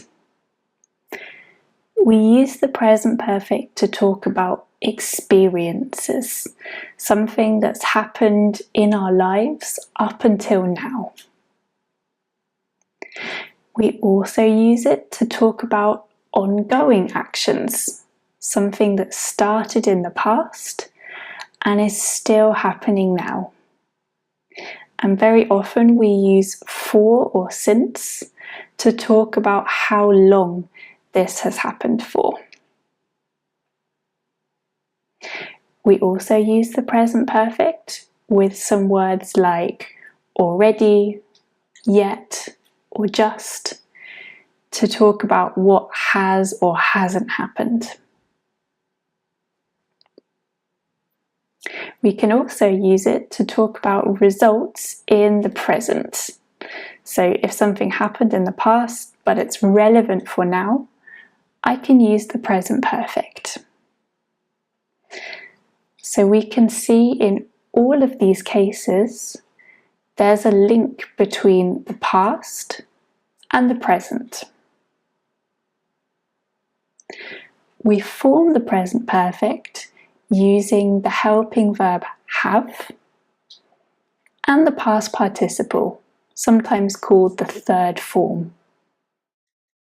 So for example, I have visited China, or the short form, I've visited China, or he has visited China, or the short form, he's visited China.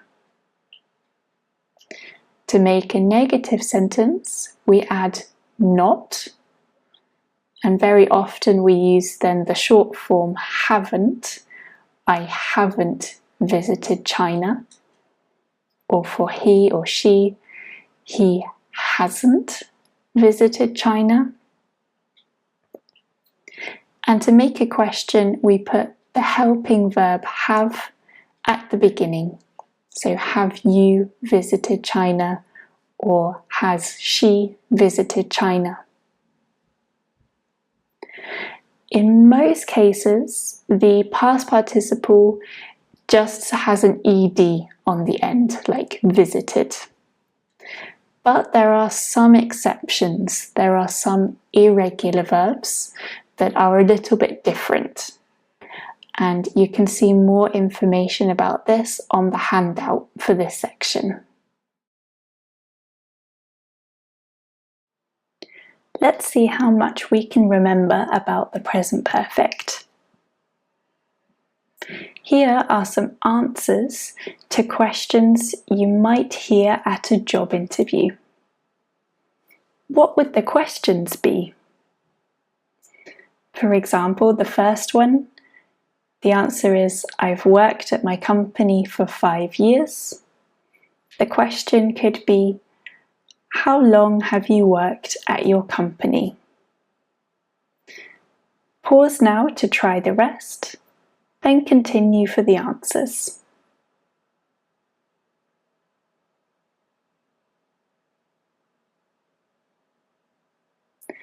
So the second question would be, have you ever visited Australia? Then, have you prepared the documents? Have you started your Portuguese course yet? And how long have you lived in this city?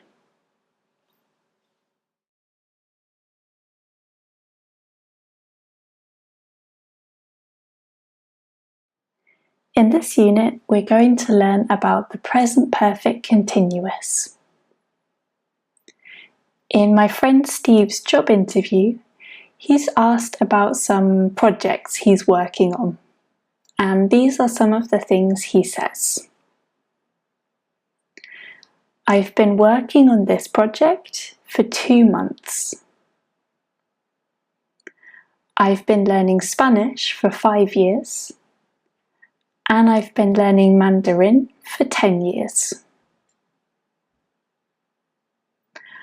I've also been doing market research surveys. I've recently been working on an article for our newsletter. If we put those sentences on a timeline, they are things that started in the past and are still ongoing now.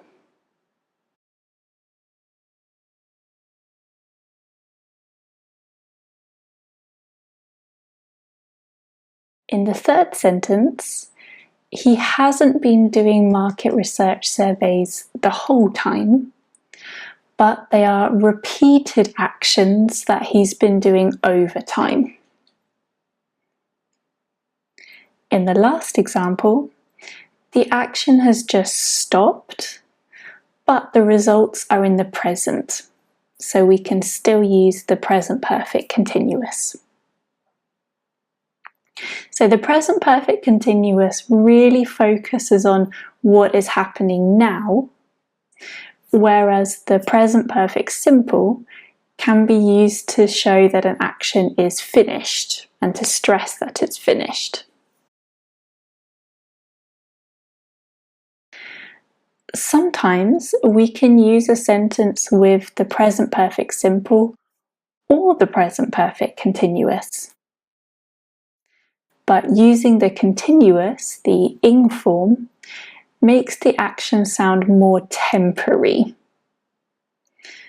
For example, I have worked at this company for 1 year sounds more permanent than I have been working at this company for 1 year. The second sentence sounds like you won't stay for a long time or forever. And remember, there are also some verbs that we don't usually use in the continuous form. And there's a list of these verbs under the handouts for the present continuous section.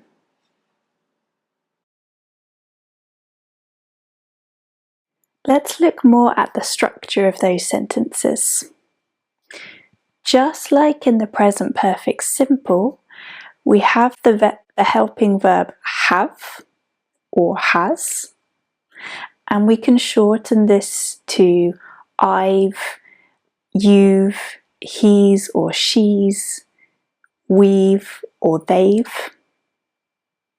Then we have been, and it's always been, no matter what the main verb is. And then the ing form of the main verb. So, I've been going, I've been working, I've been learning, and so on.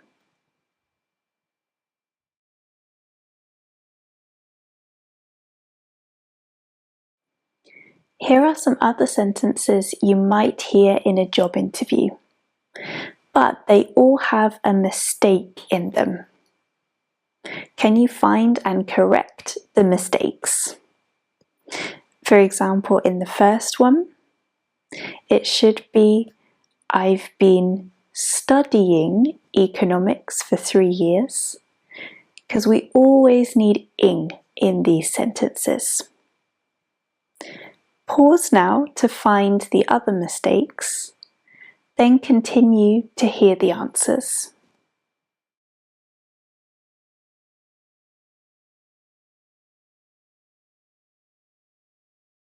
So the second sentence should be, I've been going to lots of conferences. We always need been, and we always need the ing form.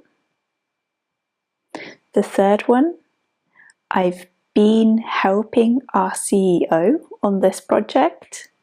Again, we always need been. And the last one, I've been volunteering at a local charity. So we always need that ing form with the present perfect continuous.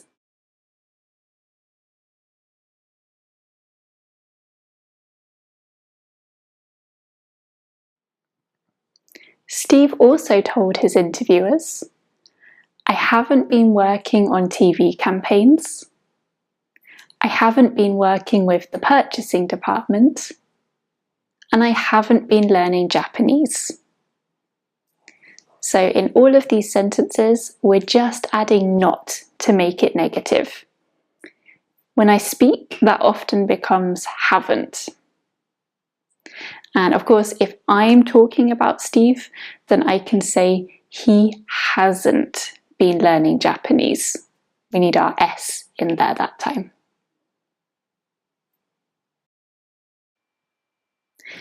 So now it's your turn.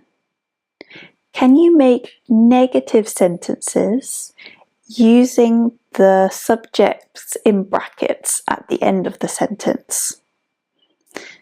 So for example, the first one would be, he hasn't been studying economics for 3 years.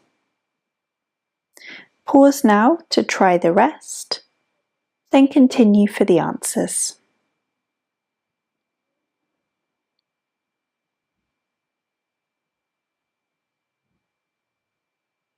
So the second one would be, they haven't been going to lots of conferences.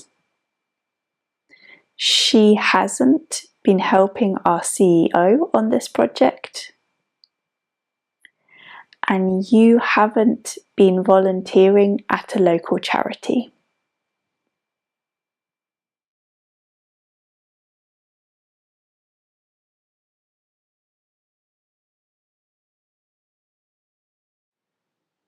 Here are some of the questions Steve was asked in his interview. The interviewers asked, how long have you been working on this project? How long have you been learning Mandarin? Have you been doing market research surveys?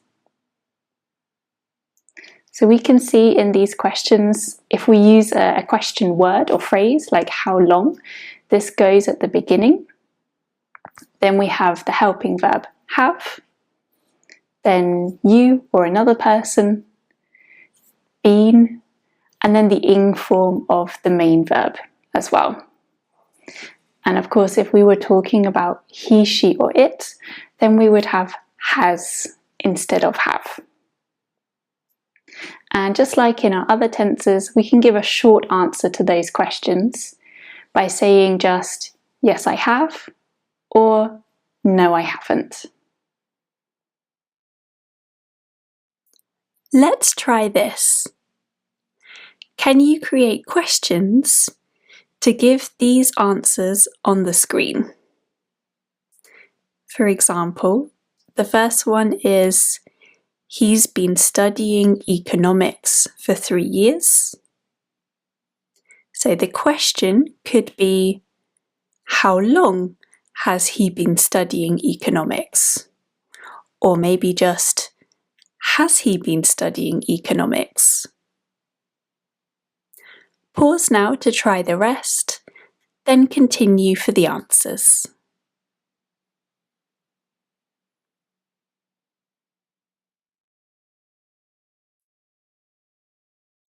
The next one could be, have they been going to lots of conferences? Has she been helping our CEO on this project?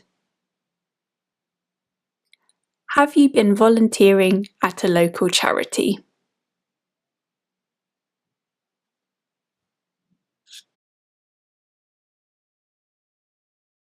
Let's summarise what we know about the present perfect continuous. We use this tense if something started in the past and it continues up to now, or it's still ongoing. It could be just one ongoing action, or it could be repeated actions over time. We use this tense to stress that something is temporary. It won't happen forever or for a long time. And we form it using have, been, and the ing form of the main verb.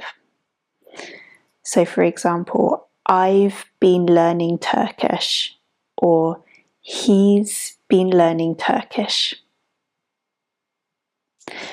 To form a negative sentence, we simply add not. So this becomes, I haven't been learning Turkish. To form a question, we put have, the helping verb, at the beginning. So have you been learning Turkish? And of course there are some exceptions that we don't normally use in the continuous form, and you can find more information about this in the present continuous section.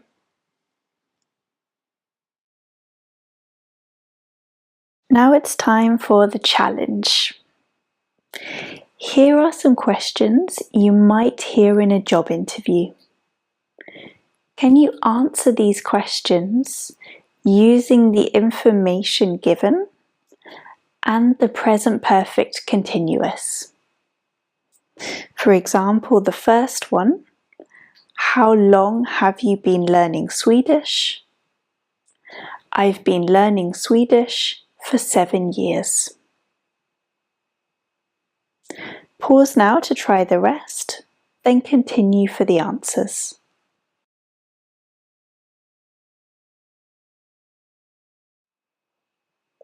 So the next one, what projects have you been working on? I've been working on a new social media project. What have you been reading recently? I've been reading books on economics. How long have you been working with this software?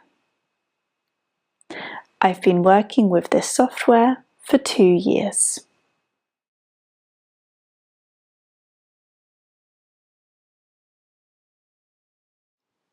In this part of the course, we're going to learn about the past perfect.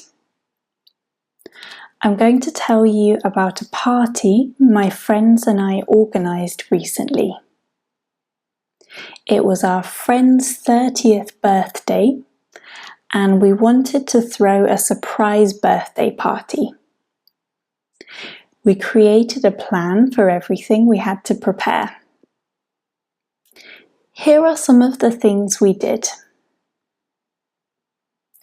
We'd already booked the venue when we sent out the invitations. Before I picked up the cake, I'd placed an order with the baker. After we'd bought balloons, We bought other decorations. We'd prepared games by the time the guests arrived.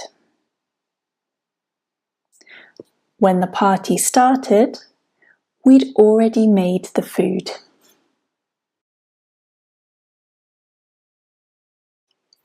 Let's take a closer look at those sentences. There are two different tenses in them. This tense we've seen before. It's the past simple. And this part is the past perfect. It's the past before the past. So on a timeline, it would look like this. First, booking the venue, then sending out invitations. The thing that is furthest back in the past is the past perfect. And we use this tense to stress that something comes before something else in the past. We can also turn this sentence around. We could say, when we sent out the invitations, we'd already booked the venue. So it doesn't matter which order these things are in the sentence. The past perfect, we'd already booked, shows us that this comes first in time. This is the same here too. I picked up the cake is past simple, and I'd placed an order with the baker is past perfect. It comes before the other action. It's the past before the past. Here we can turn this sentence round too. We could say, I'd placed an order with the baker before I picked up the cake.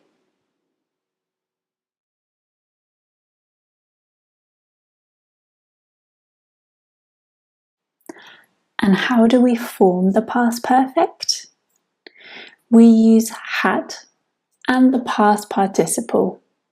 So the same form we used in the present perfect. And the great thing is, it's always had. It doesn't matter which person or thing we're talking about. Often when we speak, we use the short form. So for example, I'd, you'd, he'd, she'd, we'd, or they'd.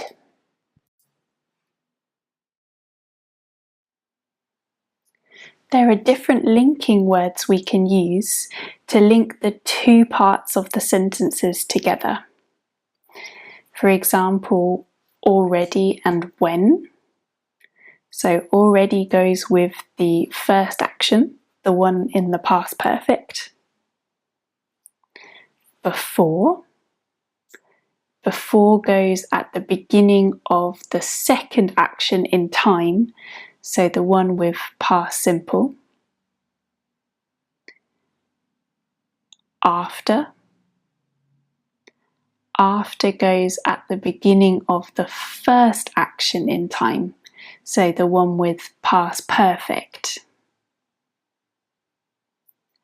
And by the time, this goes at the beginning of the second action in time, so past simple.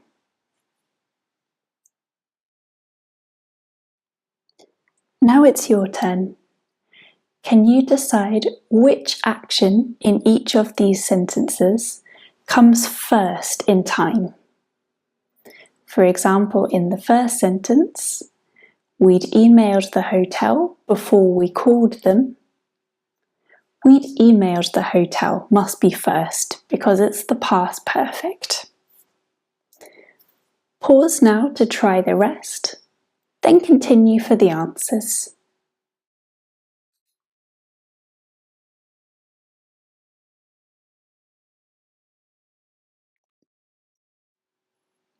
In the second sentence, the first action is we'd booked the venue. In the third sentence, we'd discussed the date. In the fourth one, it had started to rain. And in the last one, they'd already got home.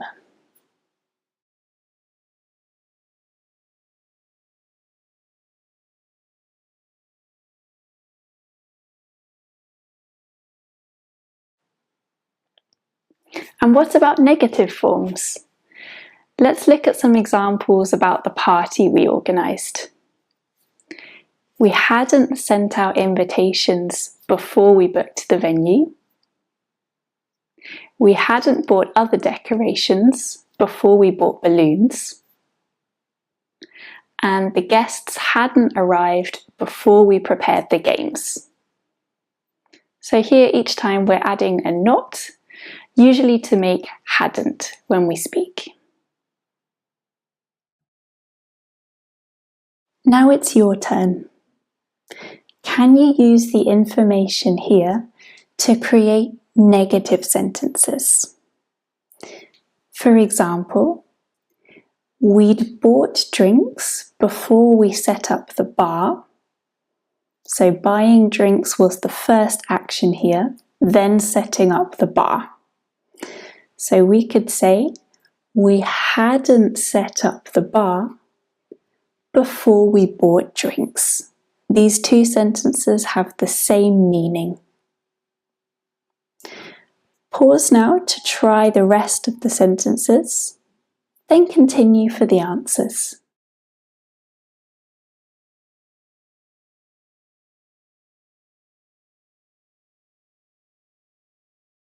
So the next one, we'd set a date before I bought a dress. The setting of the date is first, then buying the dress. So I hadn't bought a dress before we set a date. Then we'd already decided on the music when we booked a DJ. The deciding is first, the DJ is second. So we hadn't already booked a DJ when we decided on the music. I'd bought a card before I bought a present. Buying the card is first, buying the present is second. So I hadn't bought a present before I bought a card. And the last one, the guests had arrived by the time we picked up our friend. So the guests arriving is first, picking up our friend is second. We hadn't picked up our friend by the time the guests arrived.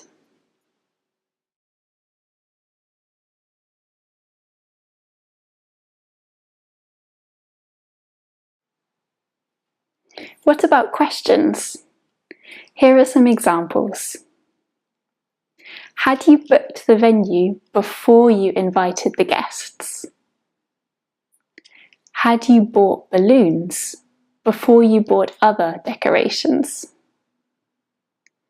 Had you prepared games before the guests arrived?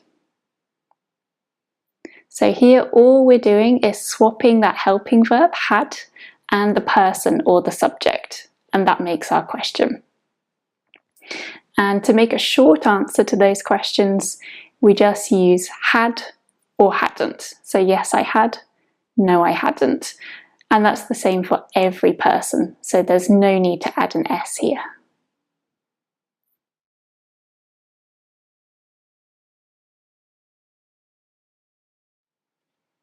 So let's practice this together now. I'm going to ask you some questions and I'd like you to give a short answer each time. So either yes, I had, or no, I hadn't. Had you eaten breakfast before you brushed your teeth this morning? Had you read the newspaper before you left your house? Had you drunk coffee before you went to work or school? And had you had something to drink before you had breakfast. So this last one sounds a little bit strange because we have had twice. One time it's our helping verb for the past perfect, and the other time it's our main verb. But this is a perfectly fine question. Had you had something to drink? Now it's your turn. Can you find and correct the mistake in each of these questions? For example, the first one, we can't say, had you buyed drinks when you set up the bar? But had you bought drinks when you set up the bar? We need the past participle, the third form of the main verb here. Pause now to try the rest, then continue for the answers.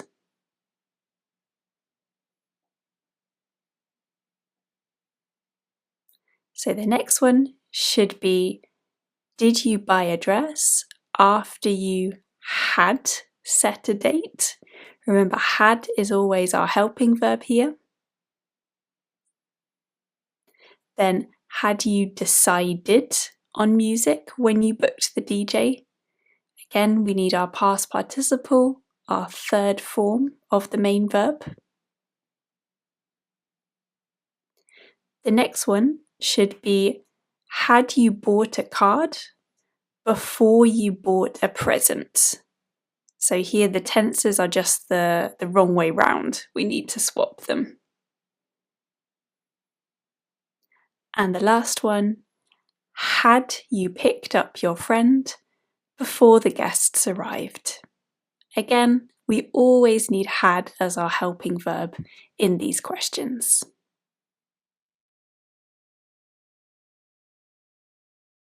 So what have we learnt about the past perfect? The past perfect describes the past before the past. We use it to stress that one thing happened before another. We use the helping verb had and the past participle, also known as the third form. For example, I'd prepared the food. We can see here we've used the short form of the helping verb had. To make a negative sentence, we just add not, or we use the short form hadn't. I hadn't prepared the food. And to make a question, we put had at the beginning, before the subject. Had you prepared the food? Now it's time to put together what we've learnt and to try the past perfect challenge. Can you make sentences using the information here? We can see which action happens first in time and which one happens second. And we can also see how we should link these two actions. So for example, the first sentence could be, we'd bought drinks before we set up the bar. Or, before we set up the bar, we'd bought drinks. Pause now to try the other sentences, then continue to hear the answers.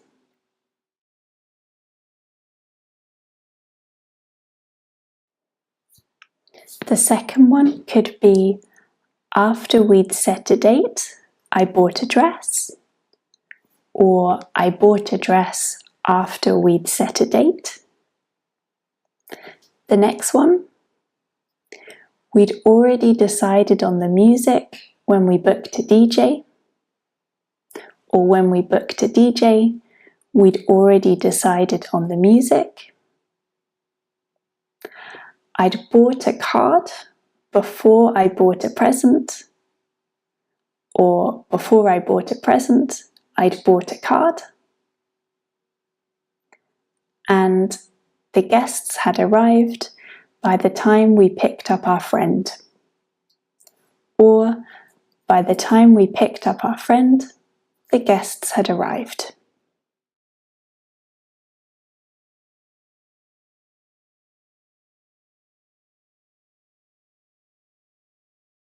In this video, we're going to look at the past perfect continuous. Here are some examples about the party we planned. We had been talking about the party for a long time when we booked it. We had been making drinks when the guests arrived.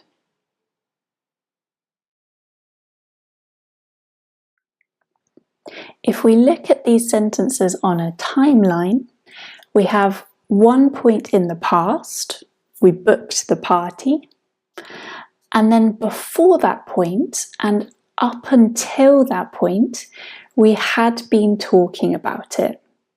So this was ongoing, in progress, until that point. The same is true for the second sentence. Here again, we have a point in the past, the guests arrived, and up until that point, the making drinks was ongoing. It was in progress.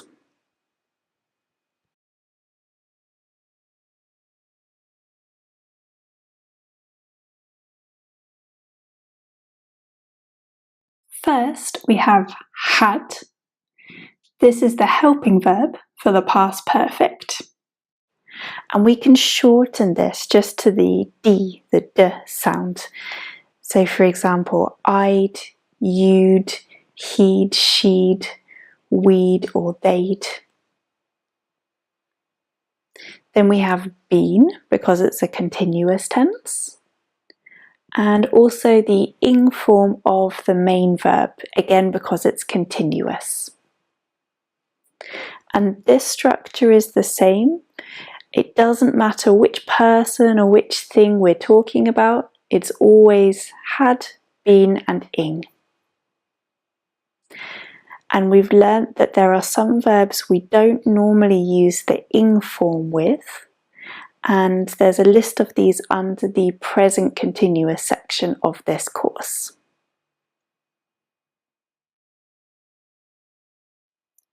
Now it's your turn.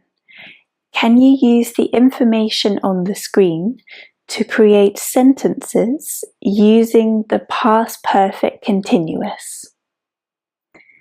For example, the first one would be when the guests arrived, we had been setting up the buffet. Pause now to try the rest, then continue for the answers.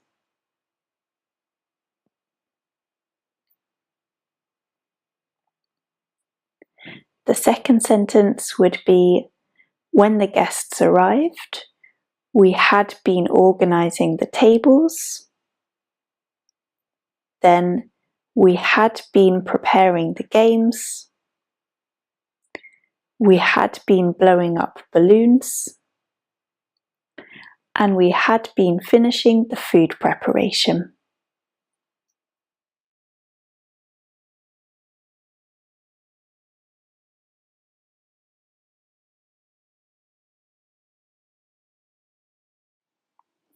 To make negative sentences, we just add not to the sentence. So, we hadn't been eating before our friend arrived. The guests hadn't been dancing before they ate. And they hadn't been drinking before the party started. So up until a point in the past, these things weren't happening.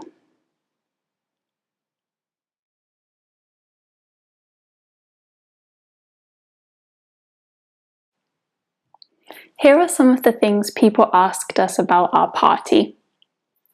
They asked, had you been thinking about it for a long time before you booked the venue? Had the guests been dancing before they ate? And had you been making drinks before the guests arrived? Or also, what had you been making to drink before the guests arrived? So in all of these questions, we're swapping our subject, our person, and our helping verb had. And if we have a question word or phrase, that goes right at the beginning. So like, what had you been making?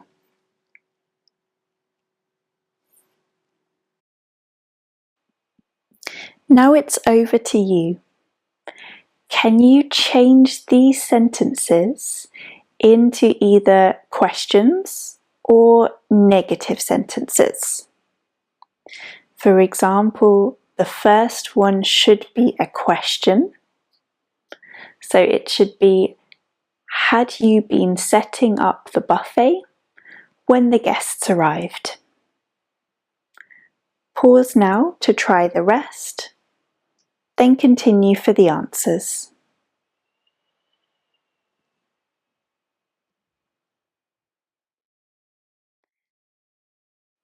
The next one would be, when the guests arrived, we hadn't been organising the tables. Had you been preparing games when the guests arrived? When the guests arrived, we hadn't been blowing up balloons. And had you been finishing the food preparation when the guests arrived?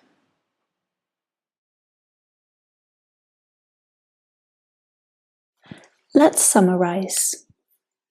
We use the past perfect continuous to talk about something that happens up until a point in the past. We form this tense using had, been, and the ing form of the main verb. For example, I'd been preparing food. We make negative sentences simply by adding not.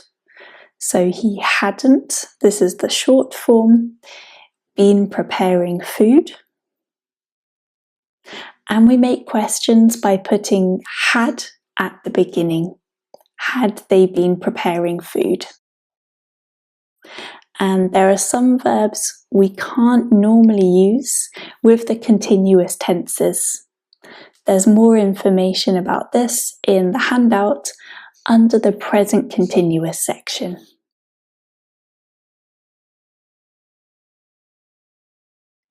Now it's time for a challenge. Can you answer these questions using the information given and the past perfect continuous? For example, why were you late? I'd been sitting in traffic. Pause now to try the rest, then continue for the answers.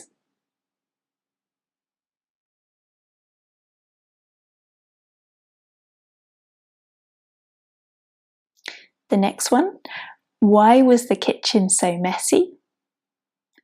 We'd been preparing food.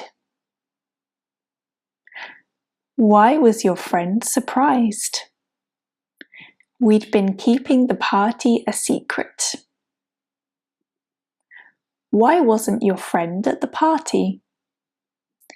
She hadn't been feeling well. Why were they out of breath? They'd been dancing.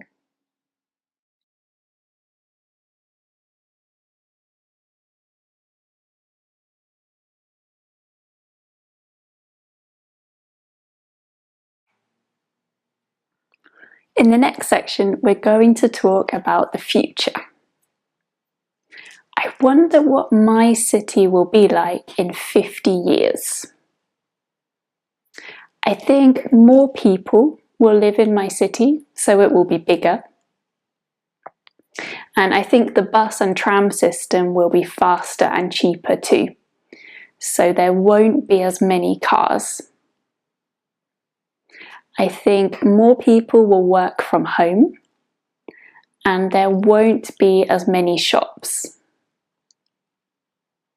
So all of these things are just my ideas about the future. They're my predictions. I don't know if they will really happen or not.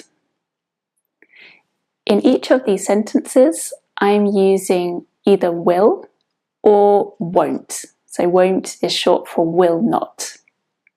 And then also the base form of the main verb. So we have will live, will be, or won't be, for example.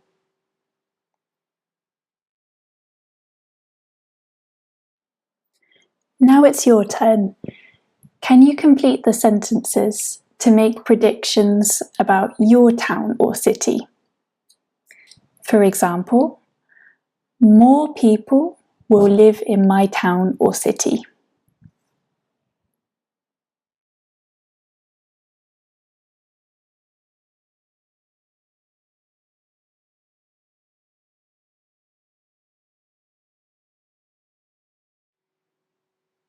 To make a question, we just swap will and the main person or the subject. So for example, will your city be bigger? Will more people live there? Will there be more cars? And just like in our other tenses, we can give short answers to those questions too. We can simply say yes, it will, or no, it won't. And of course, this is the same for any subject, any person.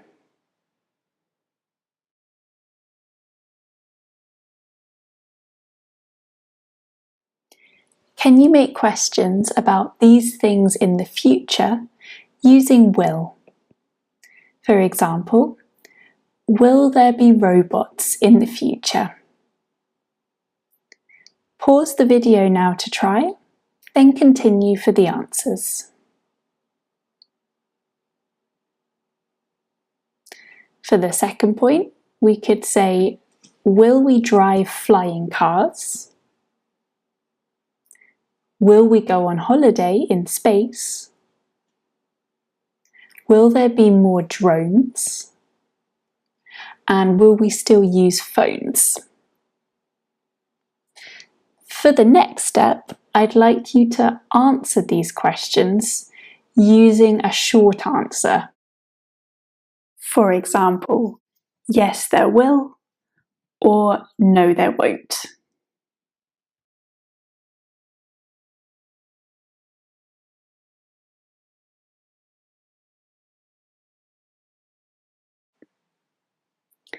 There are some other times we use the will future too. For example, when we make promises. A promise is when I say I'll definitely do something in the future, usually for someone else. For example, I promise I'll do my homework. I promise I'll be on time tomorrow. I promise I won't tell anyone.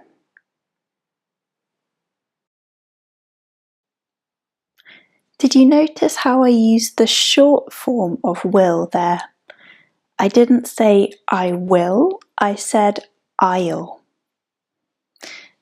So when we have personal pronouns like I, you, he, she, we, they, we can just add this double L to the end. So I'll, you'll, he'll, she'll, we'll, or they'll.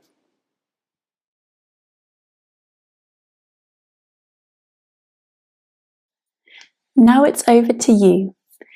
Can you make promises about these things using will or won't?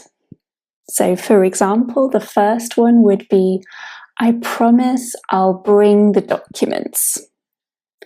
Pause now to try, then continue for the answers. So the next one could be, I promise I won't forget. I promise I'll call the mechanic. I promise I'll clean up. And I promise I won't lose it.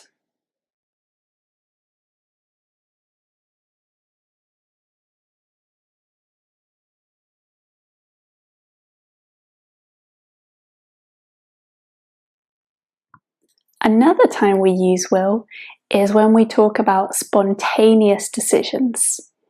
So these are things I haven't planned, but I decide in that moment to do this action.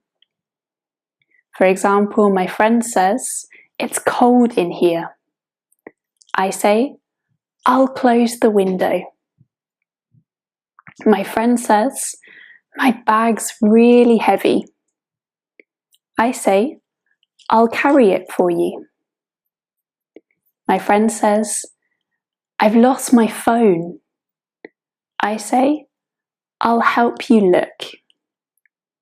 So all of these things I didn't decide before, I didn't plan them, I just decided in that moment to take that action.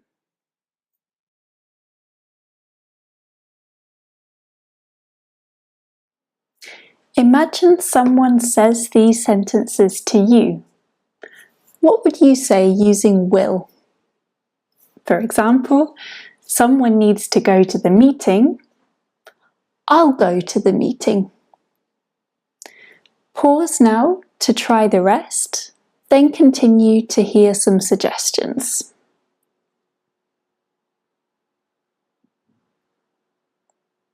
For the second sentence, you could say, "I'll go shopping." For the third one, "I'll help you find it." The fourth one, "I'll call the customers." And the last one, "Yes, I'll come over this evening."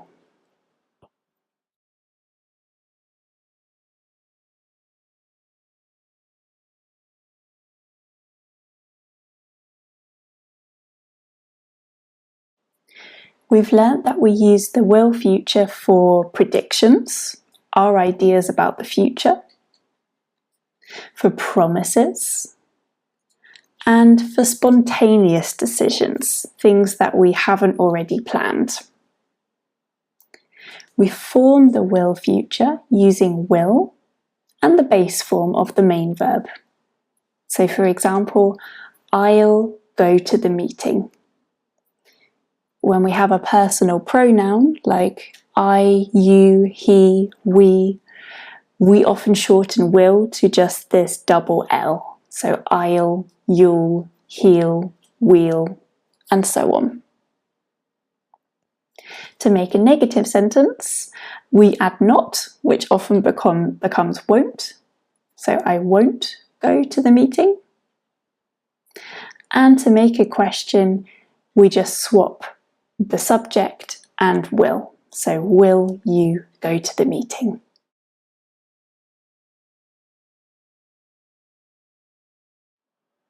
Now it's time for the will future challenge.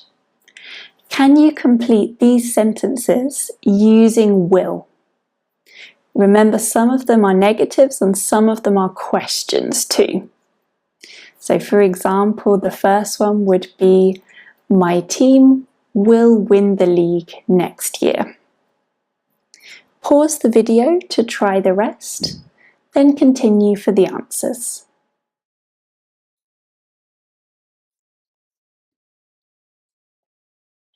The second sentence would be, I won't miss the train.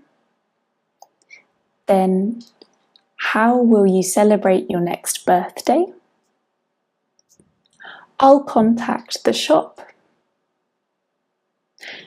Will companies be more environmentally friendly in 50 years? He won't pick you up. And will you help them?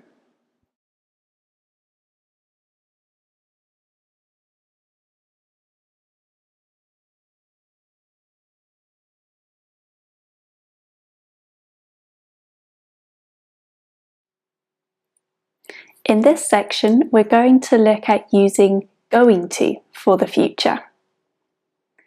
In the last section, we talked about our towns and cities and what they will be like in the future. We made predictions using will because we didn't know if our ideas are true or not. They're just our ideas. But if we have a reason, some evidence to think our prediction is true, then we can use going to. Here are some examples. There are grey clouds in the sky. It's going to rain. We've missed the bus.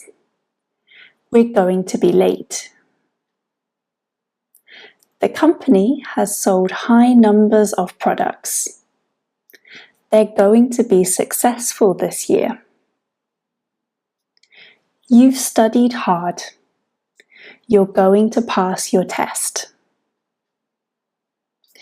In all of these sentences, we have a reason to believe these things are going to happen. There's some kind of evidence that we can see now. We form these sentences with to be, so either am, is, or are, depending on the person, then going to, and then the base form of the main verb. Of course, we can also shorten am, is, or are to sound more natural when we speak. So I'm, it's, we're, and so on.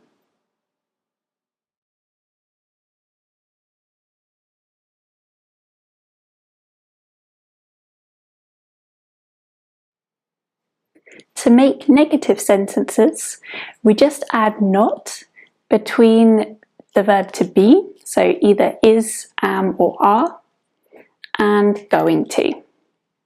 For example, the weather's not going to be good. We're not going to be on time. They're not going to be successful. You're not going to fail your test.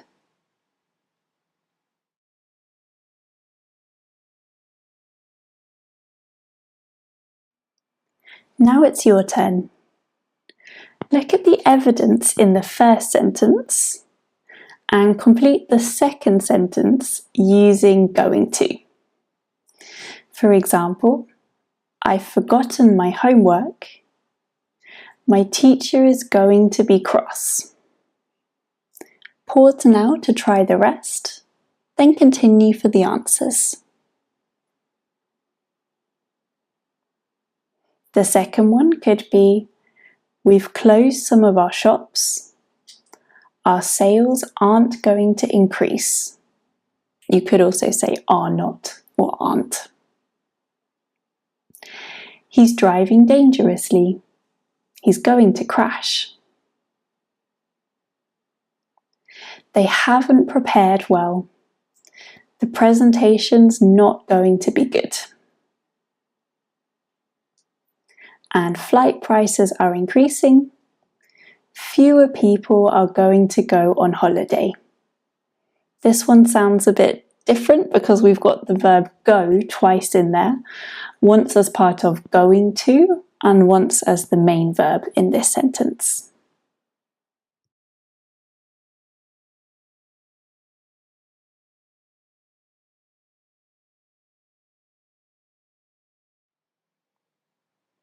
If we want to ask about these things, we can say, is it going to rain? Are we going to be late? Is the company going to be successful? And am I going to pass my test? So to make a question, we start with the verb to be, either am, is, or are. Then we have the person or the subject, then going to, and then the main verb. And to make a short answer to these questions, we say either yes I am or no I'm not. So we're just using the verb to be to create a short answer.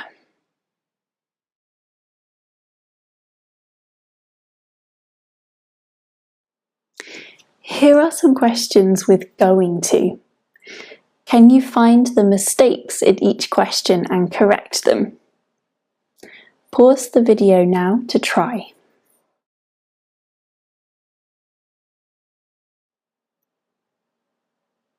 So the first question should be, is my teacher going to be cross?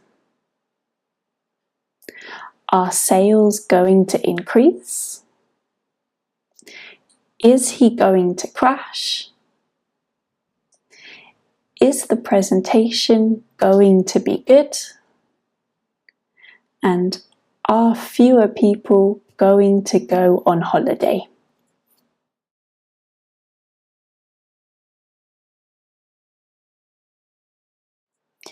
We also use going to talk about our intentions, things we plan or have decided to do. Let me tell you about my plans for the weekend.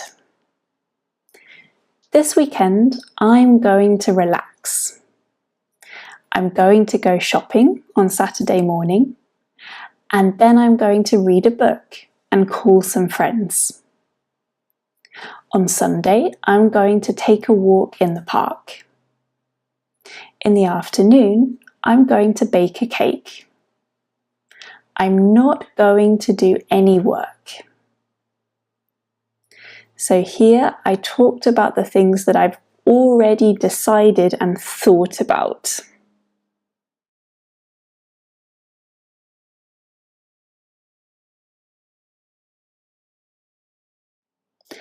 What about you? Can you say what you're going to do this weekend?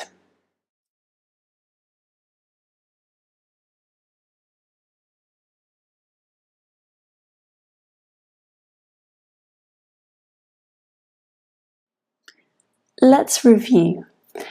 We use the going to future to talk about predictions for the future when we have evidence, when we have a reason to believe something will happen. We also use it for plans that have been decided already. We form this going to future using be, so is, am, or are, then going to, and then the base form of the main verb. For example, it's going to rain. We make negative sentences by adding not, so it's not going to rain, or it isn't going to rain would be possible as well. And we make questions by swapping the verb and the subject. So, is it going to rain?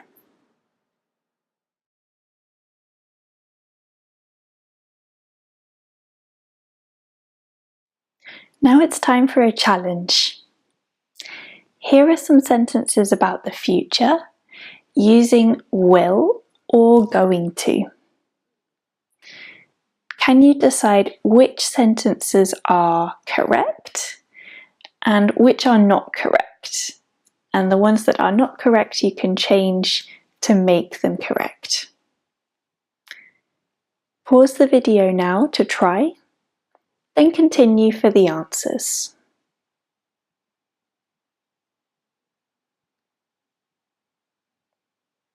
So the first one should be, look at these figures, the numbers are going to drop because we can see some evidence for this to happen. The next one, I promise I'll finish my work. We know that promises use will, so it should be I'll finish my work. The next one is correct because it's a prediction, an idea about the future. The next one, Mr. Jackson isn't in his office. Then I'll call him tomorrow. This is a spontaneous decision, something I decide at this moment, so it has to be will. And the last one, next weekend I'm going to go to the lake. This is a plan, something that I want to do, so I use going to here.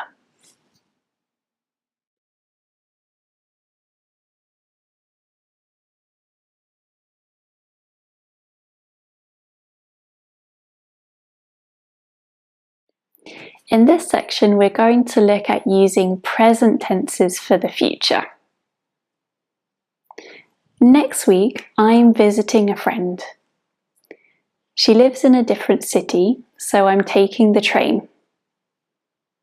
We're going to a concert in the evening, and on the next day, we're doing a sightseeing tour. After that, we're eating out at a restaurant. All of these things are planned, booked, and arranged. They're not just ideas, they're things that will really happen because I've planned them. So I use the present continuous in this case. It wouldn't be completely wrong to use going to in these cases. It just depends how certain you are that the thing will happen. You can go back to the present continuous section towards the start of our course to check the form and how to use this grammar.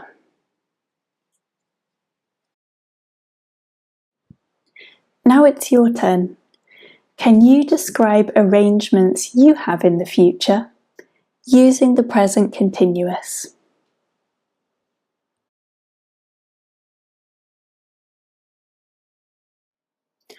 I told you about my visit to my friend next week. I've checked the transport options to get there, and the first train leaves at 9 a.m. The next train leaves at 3 p.m. The last train leaves at 8 p.m. and the train takes 3 hours. The morning flight leaves at 10 a.m. The afternoon flight leaves at 4 p.m. and the flight takes 1 hour. All of these things are in the future, but I use the present simple to describe them. Why did I do this? Well, we use the present simple to talk about the future when we're describing timetables or schedules. So things that are planned and printed somewhere. It can be flight and train timetables, or it could be a lesson or a regular meeting, usually something that is written down or printed somewhere.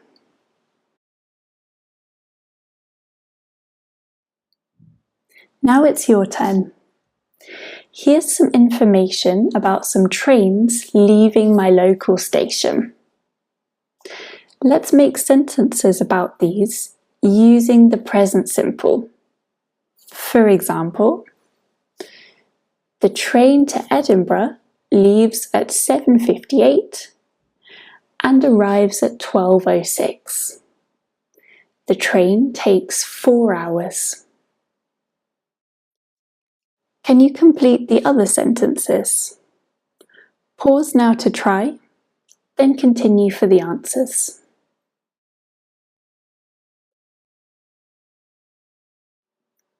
So to describe the other trains, the train to Bristol leaves at 8:32 and arrives at 11:09.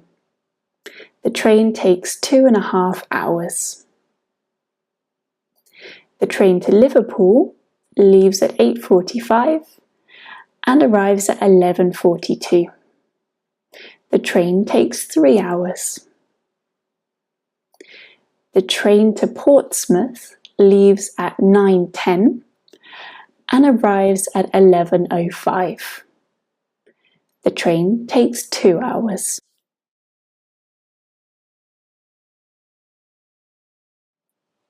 So to summarize, we use the present continuous to talk about the future when we describe arrangements in the future, plans that have already been made. We use the present simple to talk about timetables and schedules in the future. For more information on the forms of these two tenses, go back to the start of the course to the units on the present simple and the present continuous. Let's try a challenge. Can you complete these sentences using the verbs in brackets and either the present simple or the present continuous to talk about the future? For example, the first one would be, next week I'm visiting a friend. Pause now to try the rest, then continue for the answers.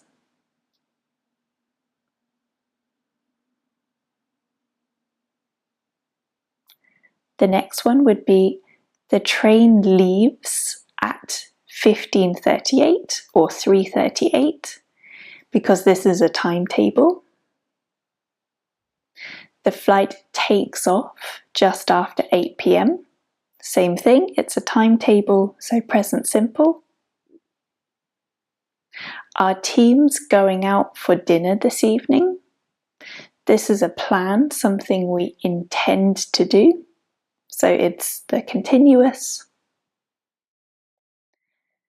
The class starts at 10 a.m. This is on a schedule, so it's present simple. And my cousin's visiting on Tuesday. This is a plan for the future, so we use the ing form, the continuous.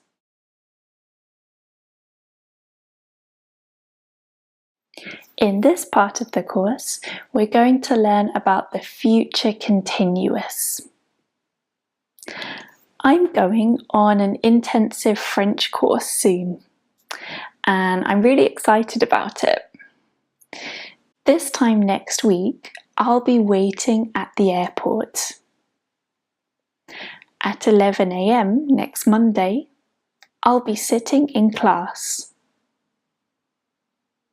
At 8 p.m. that evening, I'll be meeting people at the welcome party. I'll be trying lots of new things and also working hard on my French. This time in 4 weeks, I'll be taking the test. Let's look at these sentences more closely. In the first sentence, we have a point in the future, this time next week, and we have an action that will be happening, will be in progress at that time. It starts somewhere before that point and finishes somewhere after, but when exactly is not important here. We just know that it's happening at that time. It's the same in this sentence too. We have a point, 11 a.m. next Monday, and my sitting in class will be in progress at that time.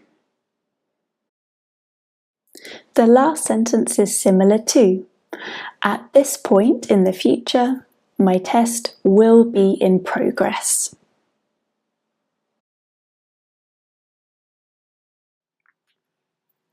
This sentence is slightly different, as we don't have a specific time point. But on the one hand, we're talking about an action that will be in progress in the future. And on the other hand, it's something that I expect to happen during my course.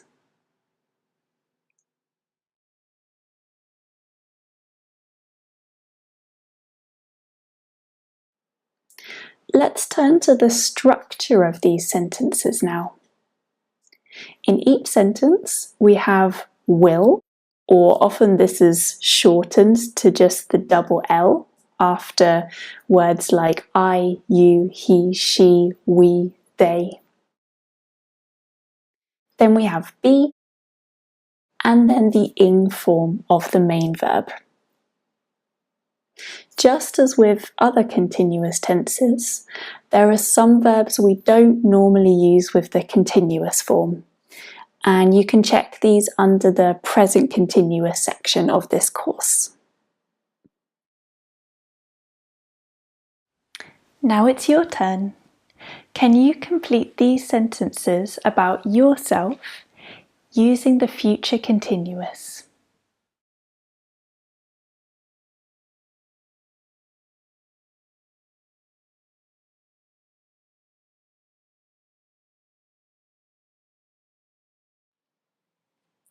I can also talk about things that won't be in progress in the future.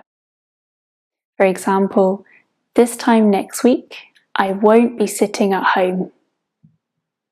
This time in 2 weeks, I won't be learning Swedish. And next Friday, I won't be going to work. So each time we're just adding a not after the will, and usually this becomes won't when we speak. Now it's over to you. Can you complete these sentences about what you won't be doing at certain points?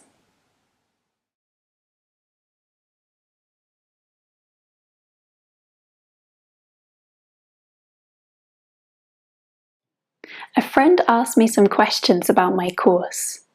She asked, "What will you be learning? Where will you be staying? What activities will you be doing? And will you be taking a test?" So you can see here we start with a W question word if we have one. Then we have will, and then the person or the subject, then be, and then the ing form to make our question. If we want to give a short answer to these questions, we just say, "Yes, I will," or "No, I won't."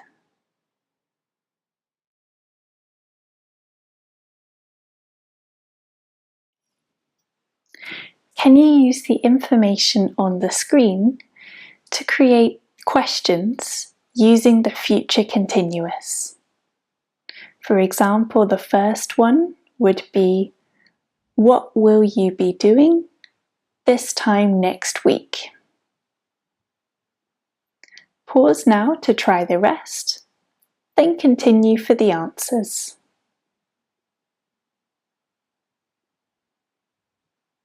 The next one would be, "What will you be doing at 4 p.m. on Tuesday?"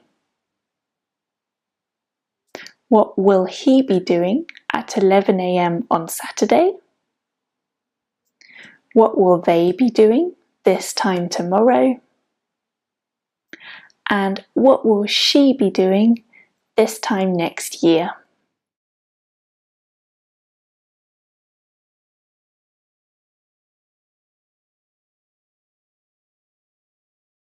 To summarize, we use the future continuous to talk about an action in progress at a point in the future. We sometimes use it to talk about actions we expect to happen in the future too. We form it using will, be, and the ing form of the main verb. For example, "I'll be working hard." We make negative sentences by adding not, or this usually becomes won't then. So you won't be working hard. And questions, we put will at the beginning. So will you be working hard?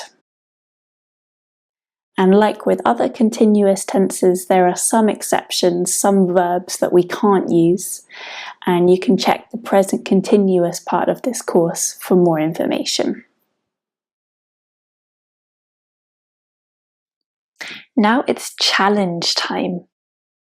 Here's a conversation between two friends. Can you complete the conversation using the verbs in brackets and the future continuous? For example, the first one, "Have a good holiday. What will you be doing this time next week?" Pause now to try the rest, then continue for the answers.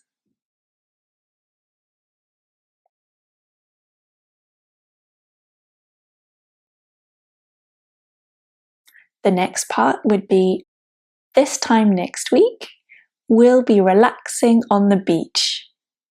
The sun will be shining and I'll be reading a book or listening to music." Which hotel will you be staying at?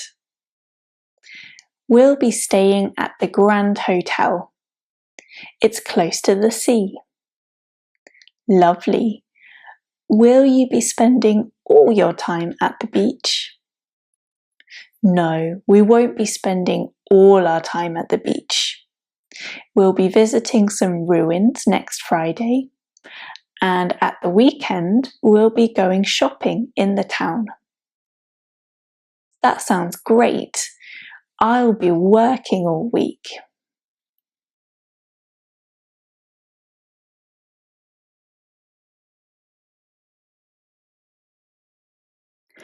Now we're going to learn about the future perfect. In the last section, I told you about my French course. It's starting in 1 week and it lasts 4 weeks. So I can say in 6 weeks, I'll have finished my French course. I'll have improved my French and I'll have visited new places in France and made new friends.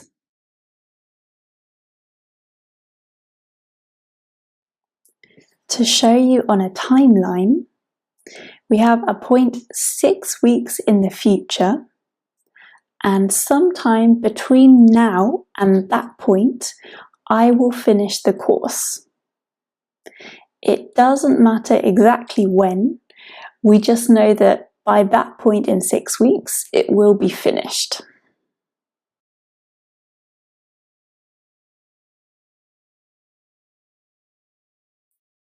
We form the future perfect using will, have, and the past participle or the third form of the main verb. If you want to check past participles of some of the main verbs, go back to the present perfect section of this course. And as we've seen with other future tenses, we often shorten the will to just this double L when we speak. So I'll have, you'll have, and so on.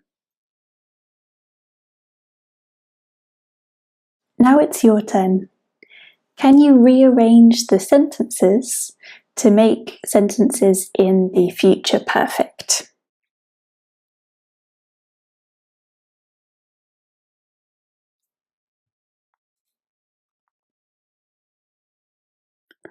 The first one should be, by October, I'll have been on holiday.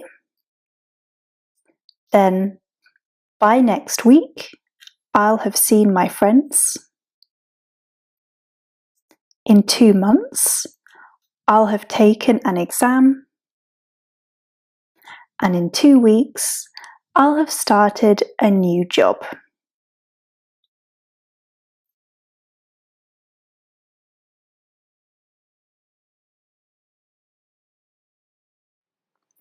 So in 6 weeks' time, I will have improved my French, but I won't have reached advanced level. I won't have learned every French verb, and I won't have visited all the big cities in France. So we can see here in these negative sentences, we just add a not after will, and most of the time when we speak, that becomes won't. Now it's your turn. Firstly, can you make these 4 sentences negative? Pause now to try, then continue for the answers.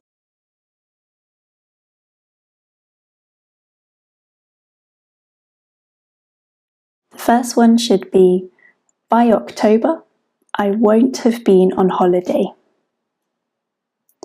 By next week, he won't have seen his friends. In 2 months, she won't have taken an exam.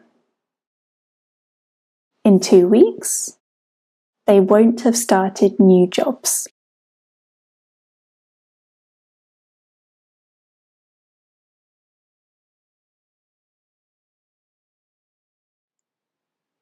My friend also asked me these questions about the course. Will you have finished the course in 6 weeks? Will you have taken a test? Will you have received a certificate? So we can see, just like with the future continuous as well, we're putting will at the beginning. So we're swapping our person and our will. So will's at the beginning, and then we have our person, and then have and the past participle.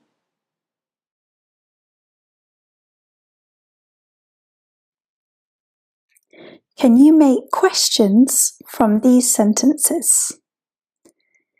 For example, the first one would be, will you have been on holiday by October?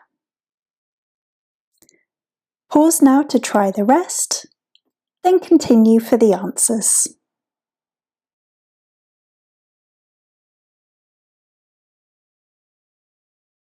The second question would be, will he have seen his friends by next week? Will she have taken an exam in 2 months? And will they have started new jobs in 2 weeks?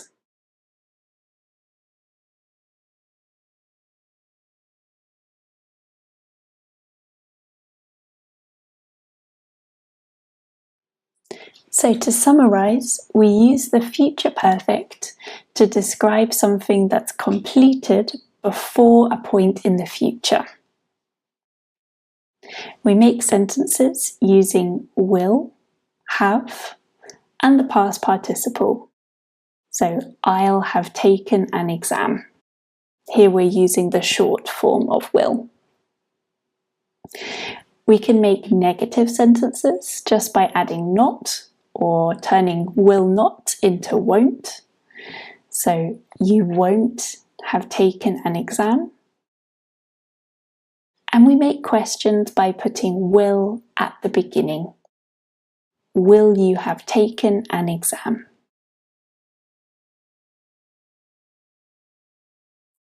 Let's try the future perfect challenge.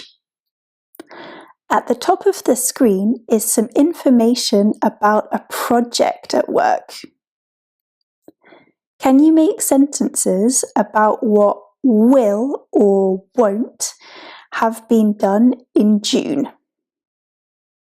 For example, in June, we'll have had a kick-off meeting.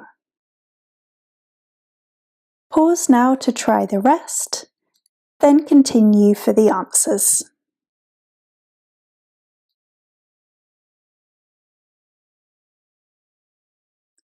The next sentence could be, we'll have worked out the budget. We'll have drawn designs. We won't have found suppliers. We won't have written a progress report. And we won't have given a presentation.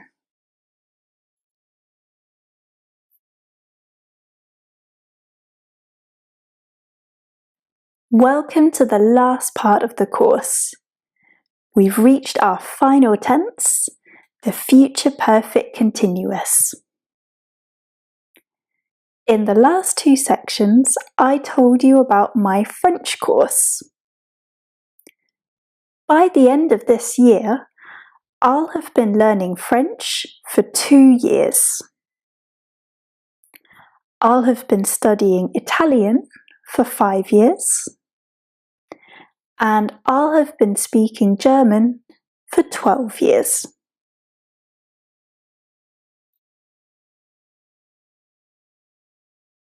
So let's try and mark this on a timeline.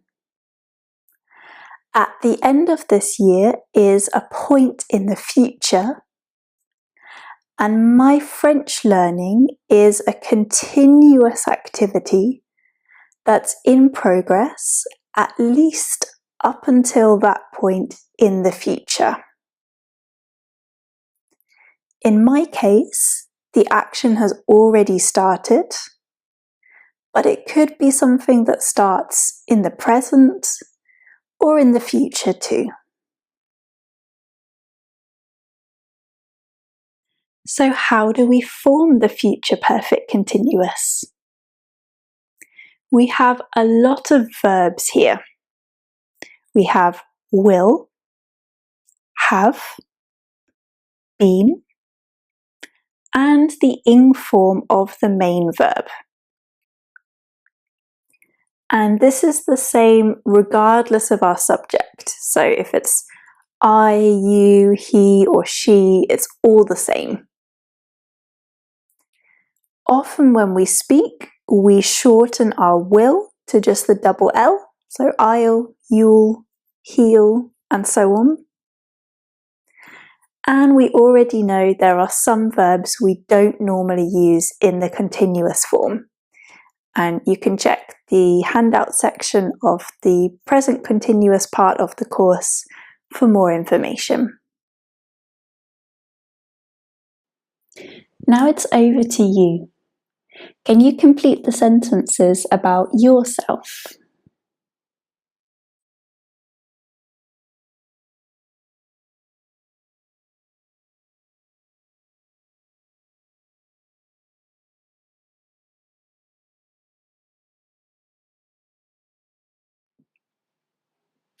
So I said, by the end of this year, I will have been learning French for 2 years.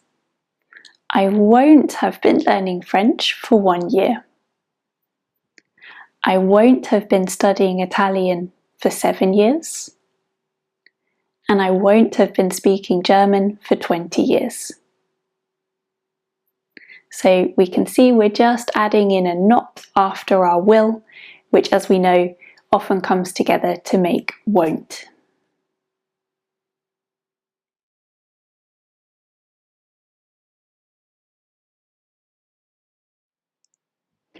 My friend asked me some questions about how long I've been learning languages.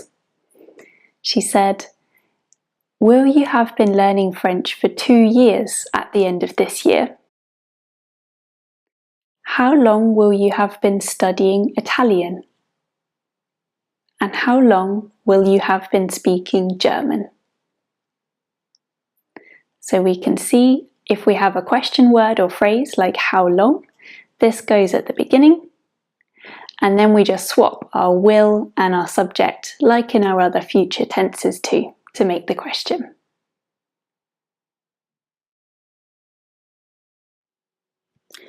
Now it's over to you.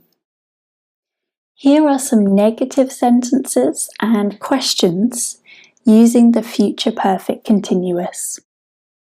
Some of these are correct and some have mistakes in them. Can you decide which are correct and correct any mistakes that you find? Pause the video to try, then continue for the answers.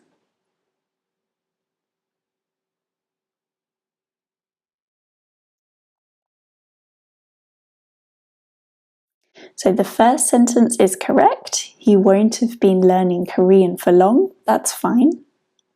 But the second one, we're missing been in there. Will she have been studying for a degree? The third sentence, we need to swap round have and not. So it should be, they will not have been working at the company for a year. Or we could say they won't have been working at the company for a year. In the next sentence, it needs to be been and not be. So how long will you have been living there?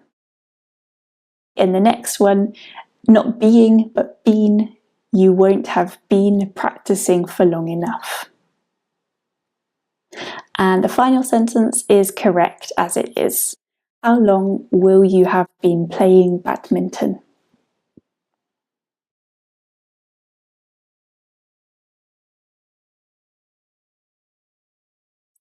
So let's summarize.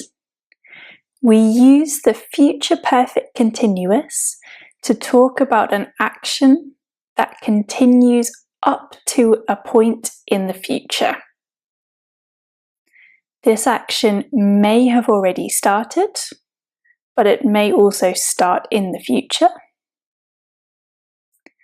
We form it using will, have, been, and the ing form of the main verb. For example, I'll have been studying for 1 year. To make a negative sentence, we say, I won't have been studying for long. So we add in that not, and that often becomes won't. And to make a question, we just swap will and the subject. So, will you have been studying for long? Now it's time for the Future Perfect Continuous Challenge. Can you complete the sentences using the information here? For example, the first one would be, by April, we'll have been selling this model for a month. Pause now to try the rest, then continue for the answers.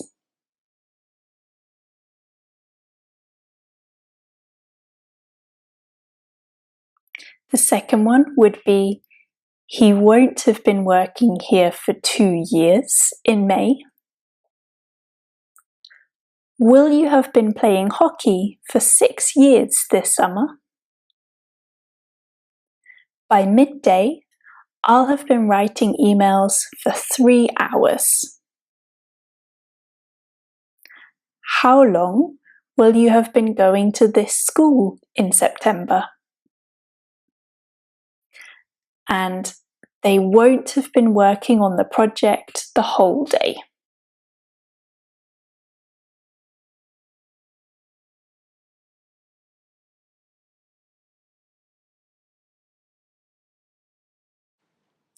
Congratulations on completing the course, A Guide to English Tenses. You've now learnt to use all the tenses, from present simple to past perfect to future continuous. Here's one last challenge to check what you've learnt. Each time you'll see 2 sentences on the screen. Can you decide which is correct? The first ones are, I'm starting work at 9 a.m. every day, and I start work at 9 a.m. every day. Here, the second one is correct because we use the present simple for routines and things that repeat. The next ones.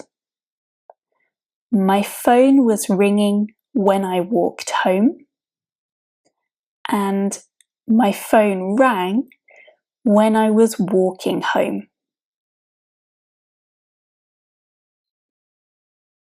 Here, the second one is correct because walking home is the longer action, it's the past continuous, and it's interrupted by the short action, the phone rang, in the past simple.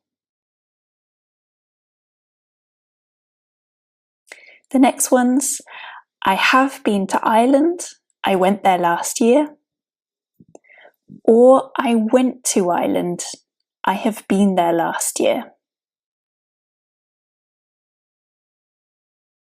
Here, the first ones are correct. I have been to Ireland is present perfect because it's an experience at some point in our lives. And I went there last year, we need past simple because we're talking about a specific point in the past. The next ones, I had been working hard, so I took a break. Or I have been working hard, so I had taken a break. Here the first sentence is correct because the working hard comes first. So we show this with the helping verb had, and then taking a break is the second action, so it's the past simple. Next, I had called the hotel before I booked a room, or I have called the hotel before I booked a room.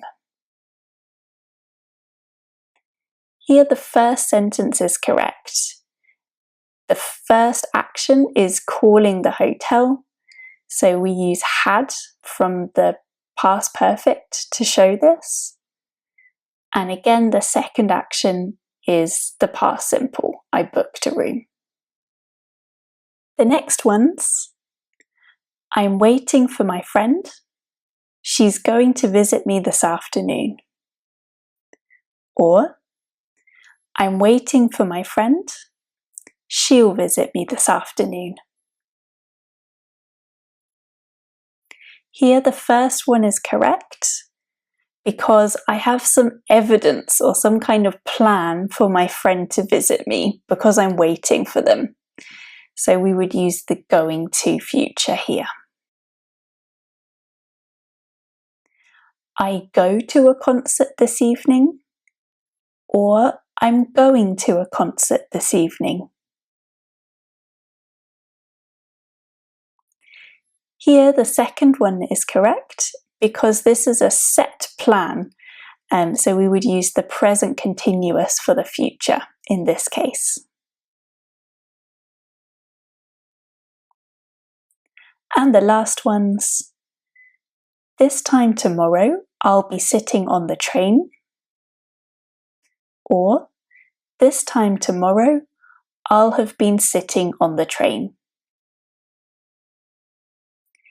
Here the first sentence is correct because we're talking about what will be in progress at this point in the future.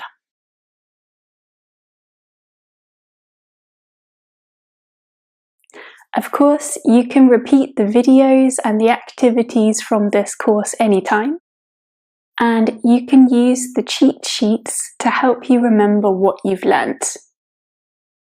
Once again, congratulations, and see you again soon.